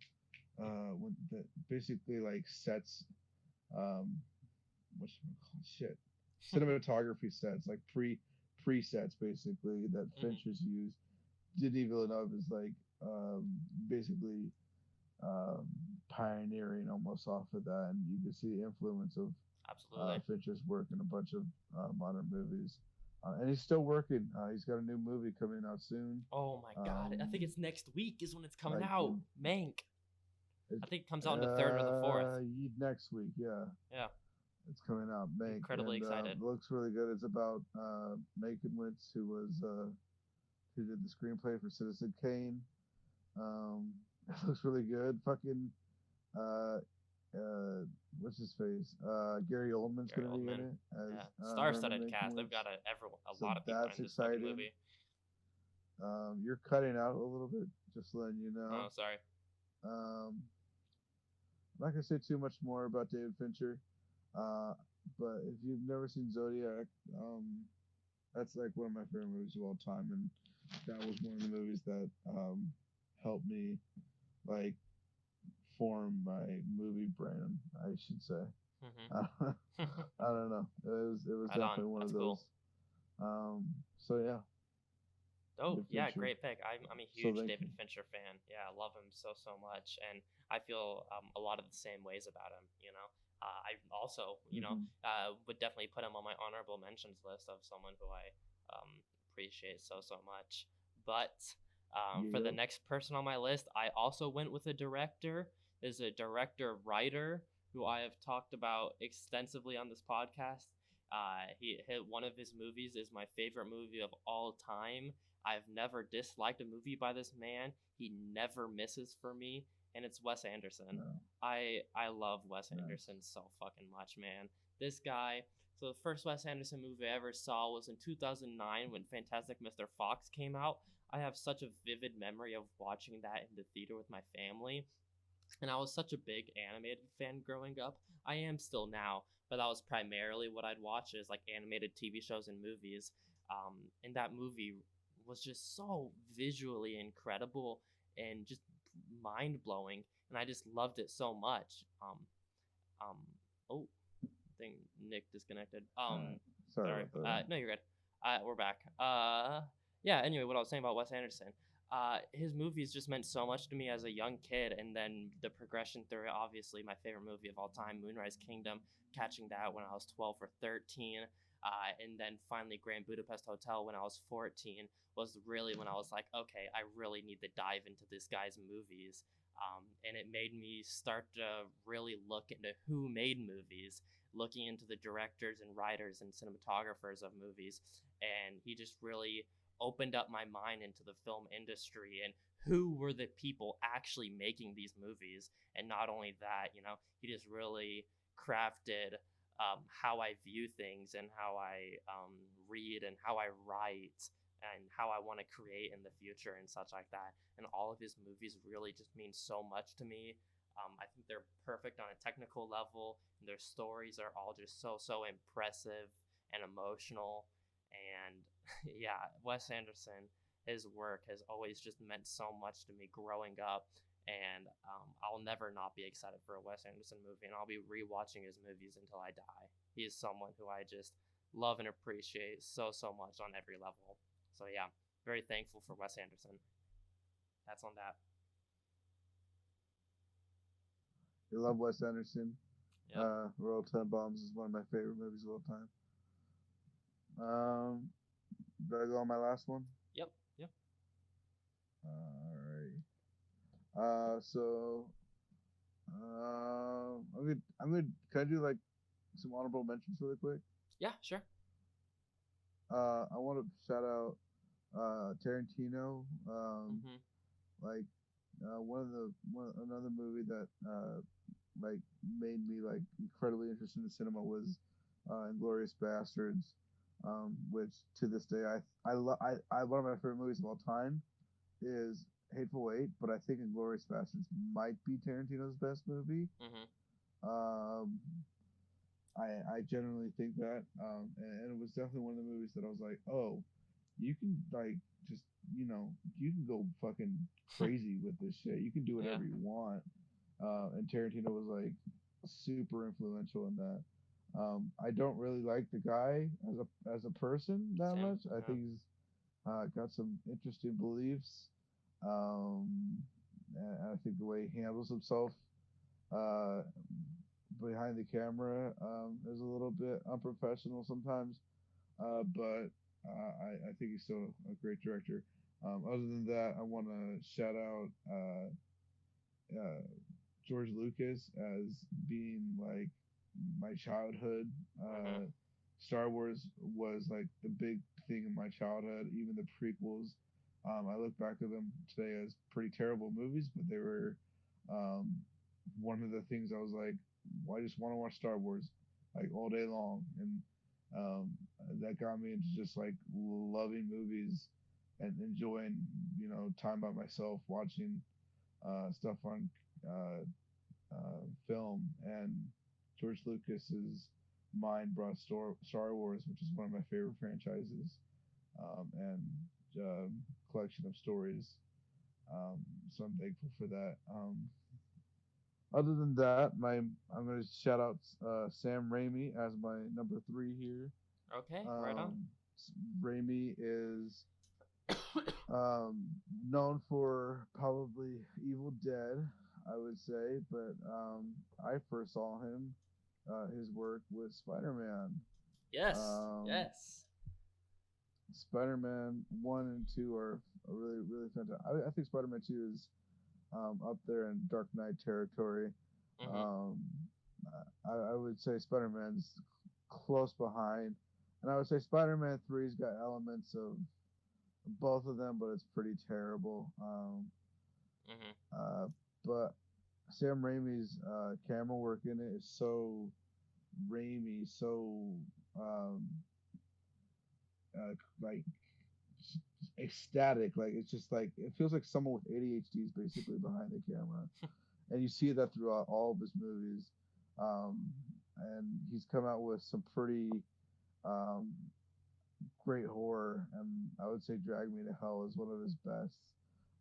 It's got like dated CGI, but in terms of just balls out creativity and excellent camera work, Sam Raimi is just like uh, like at his peak with a movie like Drag Me to Hell. Now he did do Oz the Great and Powerful after this, and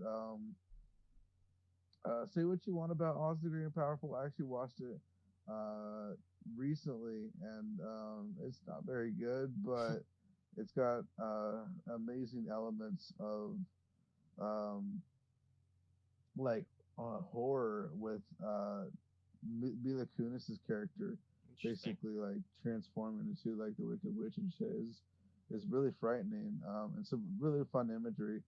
Um, story and uh, story wise, it's not very good. A Simple Plan. I don't know if you've ever seen it. Mm-mm. Is pretty incredible. It's a Bill Paxton movie. He directed that. Other than that, let's see. He did Quick and the Dead. I thought that was all right. But he's mainly known for like his horror.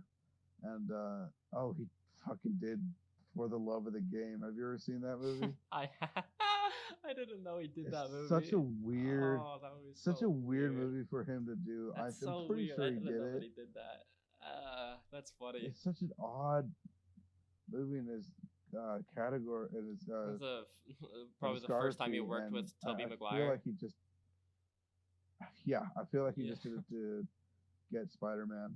yeah, probably. And And thank God for that. But and weird movie. yeah, he's actually coming back. Yeah, to do Spider-Man. No. He's doing Doctor Strange. Yeah, yeah, But I he's think gonna he's got his he's hands coming back for Doctor Strange, in and Spider-Man. Tobey Maguire and Andrew Garfield are supposed to be in it, so they're gonna do some cool like Apparently. multiverse Spider-Man stuff hopefully in it. Like I'm super excited. I love Sam Raimi. Hmm. But mostly, the reason why I'm so thankful for Sam Raimi and why he was such an important part for me, especially, is I love being behind the camera. I love directing, and I love uh, being creative with your shots. And he was so inventive. He literally invented shots in Evil Dead franchise that Hmm. were later used in other movies. And he's just a guy that's super creative with a camera, and I love that shit, man. That's my bread and butter right there. Yeah. So yeah, that's my last one, Sam Raimi. Right on. Nice. Yeah, Yeah, yep. great list. Yeah. Huge shout out to Sam Raimi. I love him. Um, but yeah, for my last one, I wanted to go with the producer for this one. So this guy, even though yeah he's a producer, he's not as directly involved in filmmaking, but the influence he's had on film is absolutely undeniable, and his influence that he's had on my childhood and growing up is undeniable, and it's Stan Lee.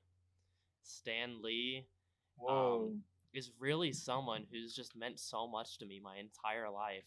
Um, Growing up, I was a really big fan, like I was saying, of animation and cartoons and such like that. And as well, and that tied into my love of superheroes and comic books. My dad is the one who really introduced me into Marvel comics, and it just opened up an entire world for me. And superheroes have always just been something that I've always been really attached to on so many different levels, and I've loved so much. And reading comics growing up was just something I found just so incredible. And I wanted to be a cartoonist for comics for the long time, or an inker, and such. Um, and then that ties into my love of the Marvel movies and his involvement in those. The Marvel movies, maybe not all of them are great, they have their flaws, of course, um, but they've been such an important part in me growing up. The first one being the Mhm. Hulk movie, technically, which came out in like 2006 or 2007 or something like The that. Ang Lee one. No, the fucking one with Edward Norton. That's the first Oh, the one in like Incredible the Hulk. MCU. Yeah, the Incredible Hulk. And then leading into Yeah. Iron Man and such like that. Just seeing those people, those characters that I've fallen in love with over the years on the big screen, portrayed so perfectly, was just something that blew my fucking mind. and the Marvel Cinematic Universe has always just meant so much to me, and those movies are always engaging and always fun. And throughout the years, I've grown to appreciate their artistic, um, uh, their artistic involvement as well. And some of them are just like Mhm. really, really well made and really incredible stories. And my favorite one is it's definitely Endgame, honestly. With just like how it tied it all together. And I've seen Endgame probably like 4 times now, and I've cried just super hard every single time. And I can't help but just feel such giddy excitement and joy whenever I watch a Marvel movie. And it's all thanks to Stan Lee and the creators and the characters, I mean, that he's created, and the involvement that he's had in getting these movies produced and made. Just has had such an important impact on my life of growing up with comics and then growing into my love of movies with these Marvel movies and then going into other movies and such like that. Um, I just love Stanley so much, man. He's just We're such an incredible guy. we're so lucky that Stan Lee almost went bankrupt, or we probably wouldn't have had these movies. Yeah, man. Fucking just So Stan Lee is just one of the greatest to ever do it in anything, and I'm just so thankful for everything that he did in his life. Just a really incredible man. So yeah, that's my list on those. Um, if I want to do a few nice. honorable mentions, Do it. David Lynch, I would definitely say is one of the newer filmmakers that I've been really falling in love with this past year. But he's really opened up my mind to how you can use sound alongside visuals together in movies in such interesting ways. Has really opened up my mind and just been such an influential part into how I wanna create stories, visually, and also just like his writing is just really, really incredible throughout everything. Um, Tarantino as well. I also wanted to shout out one of those filmmakers who I did really love growing up. Just seeing those movies were just really kick ass and really crazy. And he's just such a fun, interesting director. And I also just want to give a huge shout out to Edgar Wright, a director who's one of my other Nice. favorite movies of all time, Scott Pilgrim versus the World. I love all of his other movies basically just as much. He has just such an incredible, unique style to his movies and visual flair that's just so interesting. And you can tell he really loves movies and really cares about it and really just has. He's really inventive, sort of reminding me of Sam Raimi in that aspect of really inventive behind the camera in the way that he shoots things. Um, and I just He Edgar Wright uses who has meant camera so much work to me for as so long. comedy. Yeah, He yeah, does bits with cameras. That's it's so crazy. amazing. It's crazy. Yeah, I Edgar Wright has always just been someone who has also been one of my favorite directors of all time, director and writers alongside Wes Anderson. Hmm. Um, and man, I'm just so fucking sad. That French Dispatch and Last Night in Soho, both movies by Wes Anderson and Edgar Wright, should have been out in theaters like a month or two ago, but Yeah, aren't, last night in Soho which should have is been just out already. yeah, Fuck. they were both coming out like the exact same week as well. I'm pretty sure, Really? which My just God. fucking kills me. Fuck I'm COVID. crying a little almost just thinking about it. It's just horrible, but love him, love his work, and huge shout out to all those people. Yeah, I'm just so thankful for films and movies and all of these people involved in them. I'm just so thankful in so many different ways. You wanna For sure, you wanna man. run through it one more time before we go on this break? I mean, sure, yeah. I put Sam Raimi, David Fincher, and I've also put J.J. Abrams Right on. as filmmakers, producers I'm very thankful for, and have influenced me personally in the way I view things cinema wise. Yeah, right on. And yeah, for me, I was listing Roger Deakins, Wes Anderson, and Stan Lee in the way that they've impacted not only my movie viewing experiences, but just my life in general. And I'm just so thankful for all of these people. Yeah, Nice. great stuff. Anyway, we're gonna take a little intermission break, of course, and we will be back with our in-depth thoughts on the movie You've Got Mail. So stay tuned. Thanks. Hey guys, little intermission. Just want to remind you to stick till the end of the episode if you want to hear what we're going to be talking about next show. This is officially a bi-weekly podcast now. It will be out in 2 weeks.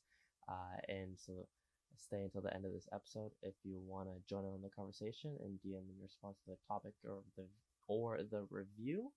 And also, I just want to give a huge shout out to Anchor. As always, Anchor, I really couldn't do this podcast without them. They're a free, easy to use website that will distribute your podcast on anything out there.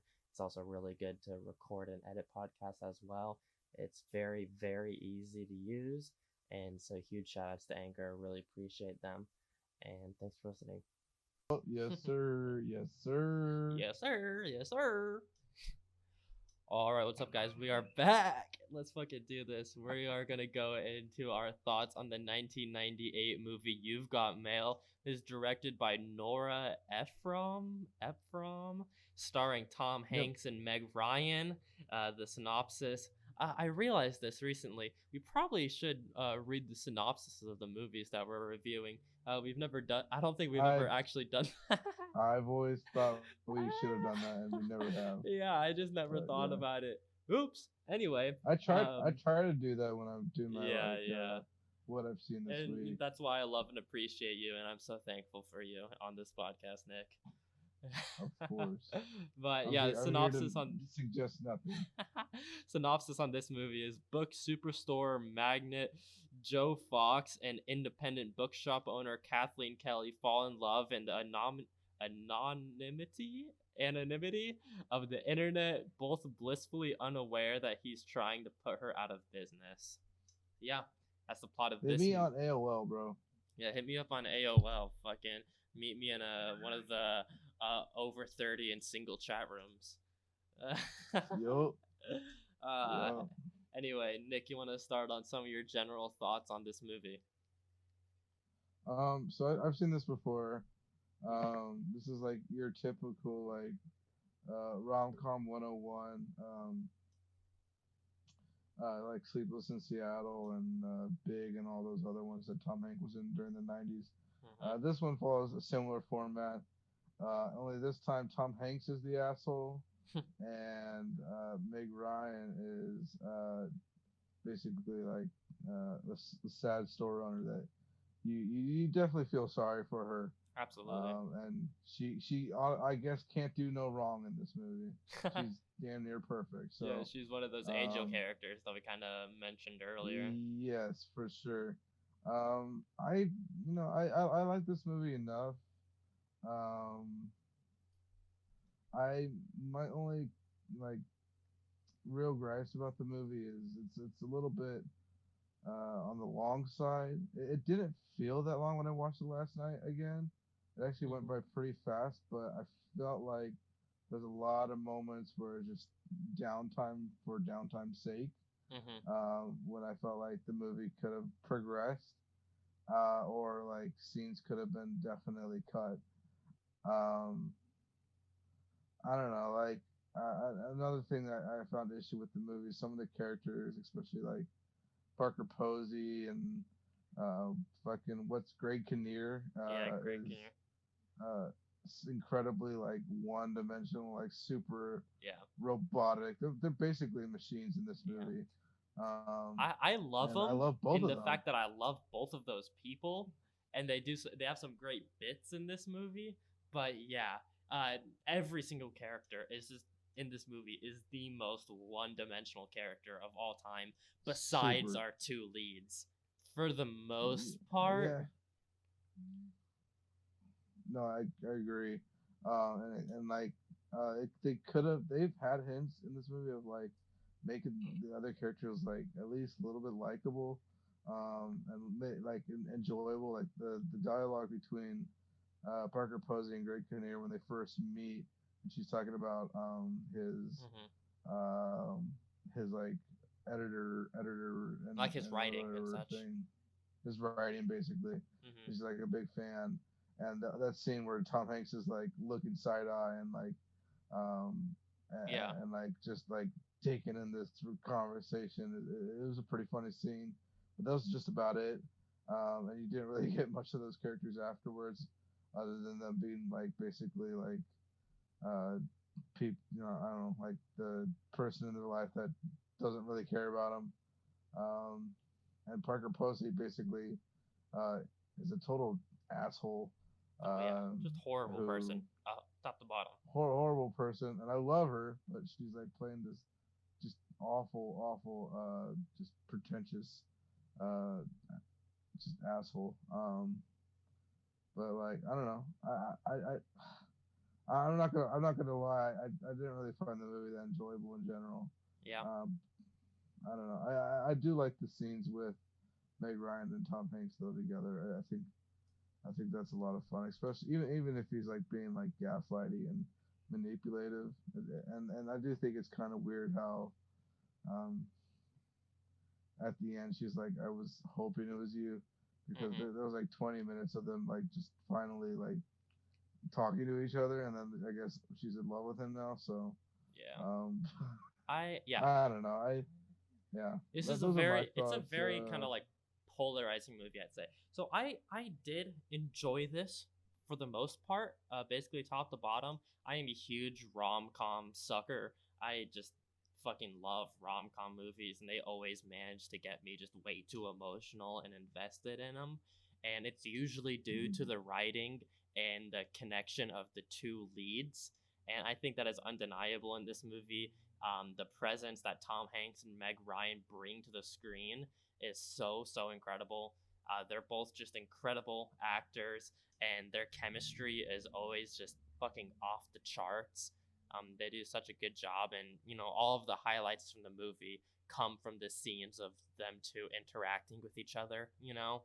Um, and it's fun enough at that, but yeah, there's just some kind of like weird things in this movie, like like you're saying, with like the kind of gaslighting that he does, and like the idea of like how long he held out of telling her like who he was. I thought was really Mhm. uncomfortable. Like, oh, this is like, why haven't you told her already? Like, I like his reasoning was because he was trying to like actually get her to like him for him, instead of just like the AOL Messenger guy, I guess, which like Mhm. kind of makes sense, but it's also It like doesn't low make key sense to me. Like stalkerish. I think they that's what hate I'm each saying. Like other, it, like and they're almost like it. rivals, and Mm-hmm. then like in 20 minutes they're like fuck buddies. I don't No, understand. I Like agree. it, It's their it's. relationship seems so fake,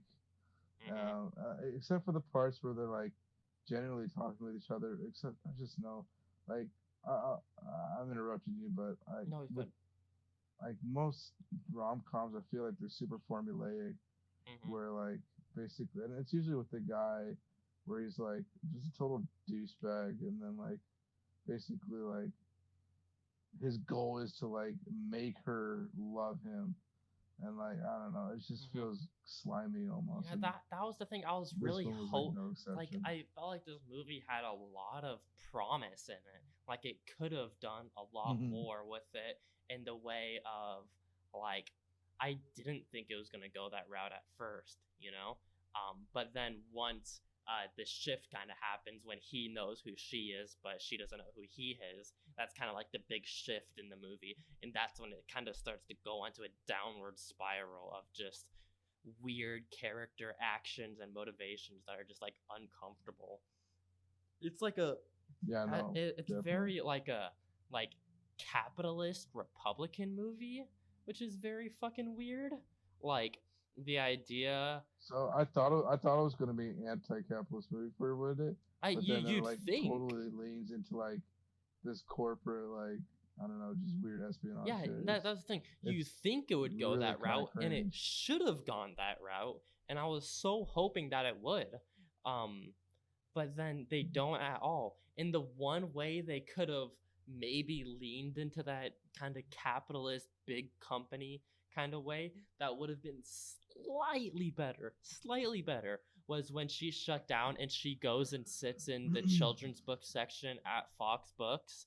If the Mm. people who were working in that section were genuinely in love and knowledgeable about the children's books and books in general and such like that, that would have been a way to at least make you feel like, okay, like it was shitty how they like made these companies go out of business, but at least the people involved here and the people who work there truly do care about the book business and books in general. But then they just lean Mm-hmm. harder into the idea of, this fucking worker who just knows jack shit, and it's like, come on, this is just like so shitty, Like I really thought the whole time, I'm like, so this is the plot of the movie, right? He's definitely he's gonna learn who she is, and they're already in love at that point, and then it's gonna have a change of his mind, and he's gonna end up like funding her store or actually shutting down his store or something like that for her, and for the little people and the small businesses and such like that. And it'd be a win in that way. And they just Mm-hmm. completely didn't go that route, which was so fucking bizarre to me. I'm like, why? Like, I mean, I know this movie was made in like 1998, but still, like, it just felt so strange. Like, Mm-hmm. I mean, people back then didn't love big business running everything either. It like obviously there are fucking those weird ass people who do, but that's never been like a common thing that people enjoy happening as big businesses having a monopoly on certain things and areas. So I just found it so strange that they went that route with this movie. It made it a lot less impactful at the end, where I was really engaged in the I don't know. story It definitely did. for most of that first half, because Tom Hanks was an asshole, but he was an enjoyable asshole to watch. He played a good asshole, and he was fun to watch on the screen, I thought. And Meg Ryan was just this bubbly, beautiful, awesome person, who was just, like we were saying, like this angel-like character who, can't do no wrong. But it was fun to watch her, and like all of her friends in the bookstore were great, and just fun to watch, and her interactions with them, and like her love for books, and the business and her family and such was palpable, and it was fun. And then when that kind of shift Yeah. happens in the movie, it just really just kind of starts to fall apart, and just feeling really fucking uncomfortable and just overall strange. It's just really weird. Yeah. No, definitely. I said quite a few negative things. I want to mention some positives. Hmm. I think the movie's pretty funny throughout. Oh yeah, Um, there's some great I, humor. I This is incredible humor. I thought the the dynamic between him and his aunt and his brother is hilarious. Hmm. The family dynamic that he has is very funny. Yeah, Kind of sad but funny. yeah, Um, I also think that that scene where she's basically like has a bunch of people like protesting the Fox bookstore. hmm, She's basically like asking her assistant, "So have we gotten any far?" And she's like, "No." And then like the next scene, she's like closing up. I thought that was pretty funny. yeah, Um, uh, I think some fun characters that were maybe underused, but I thought were used well for the time they had. Steve Zahn's character and Dave hmm, Chappelle's yeah, character. Thought they were both fun. I just love Steve Zahn and everything he is. yeah. I don't know He's why. he's great. I love him. He's such a character actor. Hmm. Um, Other than that, I'm trying to think. Um, I do think this movie's incredibly dated. Yeah, Like, I think this movie yeah. was probably dated I, like 2 years after it came out. Dude, I watched Um, this movie with my mom, and she's always loved this movie, and she made a oh comment yeah, about how she thought it aged really well, and its visuals interesting. and writing, and I was like, "What the fuck are you talking about? No way!" Like this movie That's is funny. so dated, and not only in its themes and story and such like that, but it's like it's writing too, and some of its characters. Like one of the big point outs is his dad, is this horrible guy who's very obviously like probably a sexual predator in the office, and like just a horrible business dude in general, and they just like play him off for laughs and stuff like that, and he never either like pays for the consequences, you know, of like the bad shit that he's done, and it's just like, what? Like, this is Hmm. weird, you know. Yeah, no, definitely. It was just strange, you know. And I you know, as you were, I am dogging on this movie a lot. Like I was saying, I did find it enjoyable just because I do love the Hmm. rom-com formula in general, and those two lead actors and how they are and whenever they're together, that is do such a great job.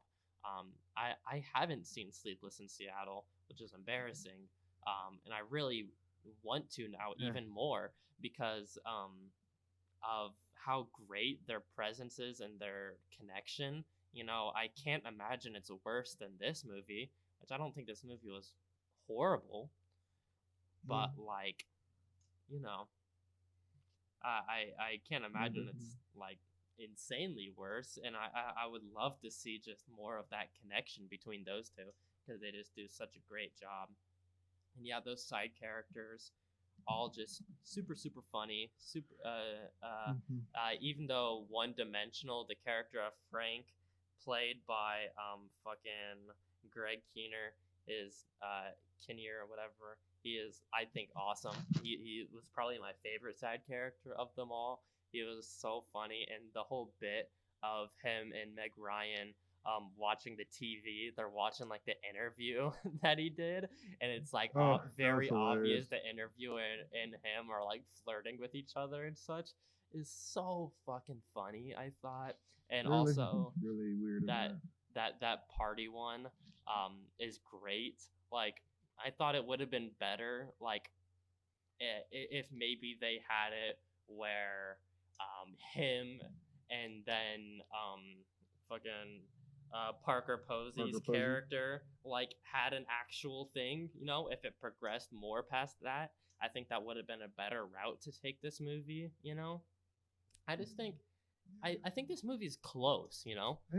I don't think it's a bad movie, and I think it does land on a lot of ways, but I think there's some very clear story beats that could have been changed that would have just made a world of difference, you know. Yeah. Have you seen the original? This is a remake. You know that, right? I actually didn't know that. This is a remake of a movie called Store Around the Corner, I believe, which is the name of the bookstore that she Yeah. works at. And they reference it, I believe. The old dude that the old Fox dude is basically like, I think he said something about sending letters to like the store's owner. Yeah, you did. And I'd be basically referencing that movie. I haven't seen Oh. it. I only knew about it afterwards. I didn't Yeah. realize it was a remake as well. But apparently it is. I figured I'd mention that. Mhm. I also want to. I'll go back to the dated part of this movie. I think it's absolutely hilarious that this movie's premise is literally like a small bookstore being taken by a Barnes and Noble essentially, and Yeah. now a Barnes and Noble are essentially bankrupt and are now all being foreclosed. I think it's Yeah. hilarious There's always a bigger that fish like out there, Dwight you know. There's in 20, well, yeah, it's called Amazon, yeah. um, and that's why our book industry is crumbling. Thank you, Jeff Bezos. Absolutely. Um, Shout out to the worst yeah, man on earth, probably. Uh, Jeff mm, Bezos. he could change a lot of things with his wealth, and he chooses not to. Yep, horrible guy. So yeah, fuck This Jeff is the Bezos. official fuck Jeff Bezos podcast. Um, alongside the obviously fuck Trump and ACAB podcast. We've mentioned those before. What else? Absolutely. Adding that to the list. Timothy Chalamet stand podcast. What else are we? I don't know. Anya Taylor Joy stand Um, podcast. I don't know. Mary Elizabeth Winstead Stand Yes, podcast. yes, yes. Uh, It's too much, yeah, too much. Um, we stand Whiplash. This is the Whiplash Stand oh, podcast. absolutely. We stand Damien Yeah, Chazelle in general. yeah, Uh, yes. Throwback to thing. earlier, actually, of someone who I would have liked to put on an honorable mentions list, Damien Chazelle. Honestly, I love Oh, Damien Chazelle's work with La La Land, Whiplash, for and sure. First Man are all just fucking incredible. You know, big fans of those Yo, I movies, rewatched First Man recently, and dude. I love Whiplash. Okay, this is actually not true, but I was gonna say that I think I like First Man's score better than both of those movies, but I'm no, that's wrong. I Dude, love it's the score in tough. First Man though. It's excellent. First Man, Excelente. yeah, I will say it. I do like the First Man score better than the Whiplash score. I think Whoa! I do like it more. I think it is tight. It's close. I honestly consider La La Land, Whiplash, and First Man all three probably pretty perfect movies in my eyes. So it's really hard to compare all three of them. I think. Um, but man, the Mm-hmm. First Man score is so mind blowing, and the use of it, like I've never heard a score like that in a fucking space Mm-hmm. movie. You know, like those some of those space scenes. The score is just crazy, crazy cool. I felt Yeah, like shout. David Bowie had a hand in it. It Oh, was dude, weird, honestly, it's crazy. Yeah, but shout out him. Fucking, we're getting pretty off track. Love Damien Chazelle, yeah. but I mean, I think we're pretty. I I mean, think we've it's just said hard our to kind thoughts of about the talk about movie. too much. I mean, there's really just like, it. I guess Mm, something yeah. that we could talk about is like how we would fix this movie, because like I was saying, I do think this movie misses the mark in a lot of ways, yes, but with a few key story beats, I think it could have been improved massively.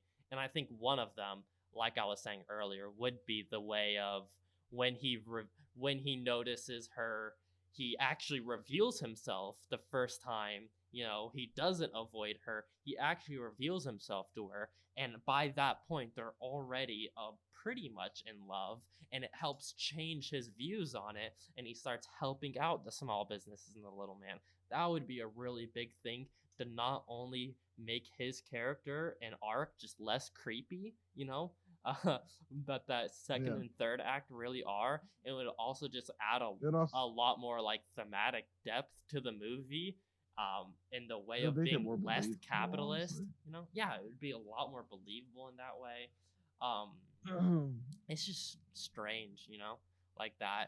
And make you know, maybe you could, if you wanted to, you could have a little bit less of a cast, because there's a lot of side characters, and with that you would be able to build up these side characters more to be a lot less one dimensional, you know, and be more interesting. I think would have helped out a lot. It's just a very 90s Republican capitalist movie that is just kind of uncomfy, you know? Sure. Yeah. It's just, And it's long. It's a bit yeah, longer than it needs to be. yeah, I think it's like right under 2 hours. This this Yeah. this is, you know, a key example of a movie that should have been a tight 90-minute movie. Um, as Yeah. we've preached a lot of this podcast, which is like the perfect length for a movie, basically, is the 90 to 100-minute mark. And this movie definitely could have benefited from something like that. Just a better I script. honestly Just, think I honestly think 120 minutes is if you could get a movie mm-hmm, 120 minutes, that's perfect. Um, but like super digestible, 130. mm-hmm, Um, I mean 90 minutes, but yeah, mm-hmm. When yeah, you said yeah, yeah. 120, did you mean an hour and 20? That's what I meant. Yeah. Yeah, okay. So I was like, 120 is 2 hours. That's exactly like the length of this movie. But Mm-hmm. no, I know what you mean though. Shorter movies. I'm saying in general, Mm-hmm. like this movie could have been 90 minutes, but Yeah, yeah, yeah. It could have been like a TV movie, you know, and it would yeah, have yeah, benefited from that, you know. There just wasn't too much to this movie, sadly. I yeah. really wanted more That's from okay. it. It wasn't as much of a Thanksgiving movie as I wanted it to be. Um, you know, I looked up lists of Thanksgiving movies, and it was like kind of a hard list to pick a movie that I was actually interested in watching, slash that I also like hadn't seen mainly before. and so I went with this one. Um, and there's barely any Thanksgiving mentioning in it at all in it, so that was a little bit disappointing with this, Thanksgiving themed episode. But I mean, fuck it. Who cares? whatever. Thanksgiving This sucks. yeah, this movie's just fucking No, lame. just can't. I just gotta love Thanksgiving. Um, Oh, you're saying Thanksgiving but sucks? I thought you said the movie sucks. What? the movie's like, No, nah. it's a fine I movie. honestly, if you want to watch a good Thanksgiving movie, it doesn't really mention Thanksgiving in it, but it takes place the day after.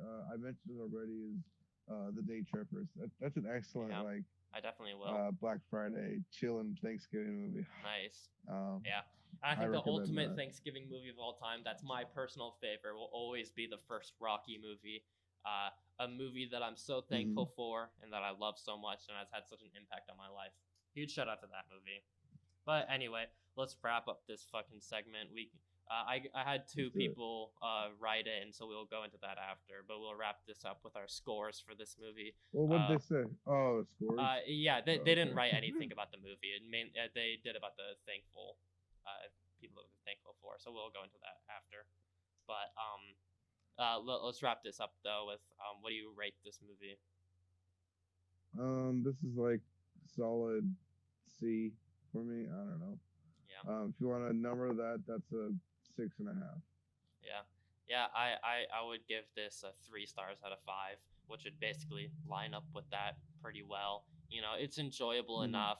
It's fine. It has some really funny, loving moments, but it's just kind of a weird fucking movie. Just weird. It's definitely super one-dimensional, and there's like barely any substance to it. Yeah. It's nothing special, but I definitely see the Yeah. enjoyment out of it, It's and it's it's a something fine that I movie, would and put on just in the yeah, background, I had a fun like time. for fun. It I was don't a know. fine movie. But Yeah. anyway, we'll move on to the write-ins for this week. This week I had my mom and dad write in. So shout out to two people who I'm incredibly thankful, obviously, for bringing me into this earth and supporting me throughout everything that I do. And my dad was the person who Okay. introduced me to Marvel Comics and movies and such. So love them and shout out them. But I'll kind of go into Shout out mom. this. Shout out dad. Absolutely. My dad, the people that he was most thankful for, starting with, I know two of these we mentioned earlier, Quentin Tarantino and George Lucas. Um, Quentin Tarantino, he's just a really big fan of all of his movies, and the idea behind how much of a fan of movies Tarantino is, my dad loves so much and has meant so much to him, and he loves those movies. And also the work of George Lucas, he's a very big Star Wars fan. And the main thing that he's been thankful for as of recently with George Lucas has been selling the franchise, honestly, so that Yeah. other people can get involved in it. Two of the greatest pieces in Star Wars cinematic history, I think, and I know my dad agrees, obviously, is Rogue One by Gareth Edwards and then the new Mandalorian series by Jon Favreau. Both really just incredible stories made by incredible artists that add such an interesting depth to the universe that are just so great. And yeah, I'm very I haven't thankful. even seen Mandalorian yet. Dude, you need to watch Mandalorian. It is Yeah, I just awesome. like It is that's so on my fucking list good. big time. I'm a big fan of Mandalorian. So yeah, and the last one he wanted to shout out was Ridley Scott, mostly because of the Blade Runner series, and it was the first person he Oh, ever saw, obviously with that hell series yeah. showing the dark, futuristic, and realistic version of how the future really would be. My dad is a really big fan of sci-fi movies and futuristic movies, and the way that that movie shaped his viewing and such like that was really influential on him. Um, so yeah, those are the three that really mean a lot to him: is Quentin Tarantino, Ridley Scott, and George Lucas. And I know I feel the same, and I know you feel the same about all three of those people as well, of course. Yeah, definitely. Mm-hmm. Shout out my dad and all three of those people. And then my mom wrote in. She wrote me a little thingy. I'll read this out loud.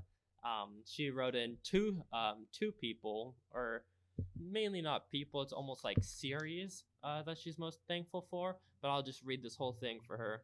Steve and I have always loved animated movies. The first Toy Story came out in 95, the second came out in 99, the year that Elijah, my brother, was born. We had the Toy Story movies on an endless VCR loop. We saw Toy Story 3 in Nice. 2010 as a family, and then Steve and I saw Toy Story 4 in 2019 as parents on the cusp of being empty nesters. These movies will always remind me of the joy and magic of parenting boys. So, really sweet, Oh, sweet message. So shout out my mom. That really means a lot. And yeah, that's incredibly sweet. I also obviously what she's saying. I've loved the Toy Story movies my whole life. I am embarrassed to say I didn't end up watching Toy Story 4. I was working at a movie theater at the time I when it haven't was seen it yet. playing, and I was just too busy working to ever go see it. I'd really like to check it out. I know my parents loved it a lot, and I really need to check it out. But yeah, Toy Story has been a really big influence on them and me in my life. Absolutely. And then the next person she Yeah, wanted to shout out was Peter Jackson and his gift to the world, that is the Lord of nice. the Rings trilogy. Sometime, Nice. um, who, oh, sorry, something I will always be forever grateful for. These movies, no matter how many times I've watched them, transport me and entrance me every single time into a beautiful world. Now, we won't talk about The Hobbit. Those movies are fucking trash. But thank you, Peter Jackson, for Yeah, all they're you've done terrible. with the Lord of the Rings series. And I absolutely agree. The Lord of the Rings series is just such a incredible thing. And it's just mind blowing how that movie was made, you know? This guy who made like I don't know, he made like one or two movies beforehand, just like gore grindhouse slasher movies basically, and he somehow convinced the studio to give him millions of dollars and make one of the most expansive biggest movie series of all time. He's incredible in that aspect, and they're just such amazing movies as well that I love so much. Yeah, those are great answers. Yeah, right I love on. Peter Jackson, especially. Absolutely. Shout out. So yeah, huge shout outs to my mom and dad for writing in this week with those suggestions. Love those, and obviously, great picks. I agree with a lot of them. Obviously, just being my mom and dad, I growing up around those same movies and things that they loved so much had such an impact on me. Their love for art and movies in general, has completely obviously changed my life and meant so much to me. So love you, mom and dad. Thankful for them. And yeah, I think that's going to wrap it up for this podcast mainly. Thanks for fucking listening, guys. You can check out the YouTube, Jacob Nestor. You can find the podcast, Closet Quickies, and any other music videos or short films I'm doing posting on there. You can find the social media for the podcast in the Closet WJN at Instagram or Twitter. You can find updates for any time anything is posted regarding the podcast or Closet Quickies on there. Alongside, you can also DM in your responses, of course, to the topic in the review of the week. Next episode, which will be in 2 weeks, because this is a bi weekly podcast reminder. Next episode, we are going to be talking about the Star Wars franchise. Yes, finally, it's the first December in quite a long time, where we won't be having a Star Wars movie come out. And so I wanted to take the opportunity at the beginning of the month to just have me and Nick geek out about the Star Wars franchise. And I got my friend Maddie, who's also a big fan of the series. She's also going to join us, so shout out to her. We're going to be ranking the whole Star Wars series, and then we're going to go into an in depth review on Revenge of the Sith. So if you want to join in on the conversation for that Oh, episode, remember to DM the Instagram in the Closet WJN. You can also find me, Jacob Nestor568, at Letterboxd, Twitter, or Instagram. Posting lots of shit on Letterboxd and Twitter, obviously. I don't use Instagram as much, but you can still follow me on there, of course. And yeah, thanks for listening. Shout out all that. Nick, you got your shit to shout out? Nick underscore sailing on most things. That's about it. I'm tired, man. Nice. I'm fucking This is a tired long too. episode. Yeah, this is a good one though. I just want to say this is episode 10. I'm just so thankful for all the people who have been listening to this podcast the whole time. We've Wait, is been this 10 or slow. 11? This is episode 10. And we've been Oh, this is a oh, mile mark. 10th episode. We've been having a lot of people listening. Our last episode was the biggest one yet. We're up to 80 listens on it across all platforms, which is just fucking that's absurd wild. and just means so much. And I'm just so thankful for everyone who's listening to this podcast, everyone who's written in, everyone who's listening. And I'm just so thankful for my buddy Nick for, joining me every week on this. He wasn't planning on being the basically constant co-host of this podcast, but I really, really could not do it without him. So I love you, Nick, and thank you. Love you too, bro. This is a lot of fun, and I'm excited to see where we take it. Yeah. Anyway, that's going to close out this episode. Thanks for listening, guys. Check out my Closet Quickie next week. Check out the Star Wars episode in 2 weeks. And thanks for listening. See ya. Bye.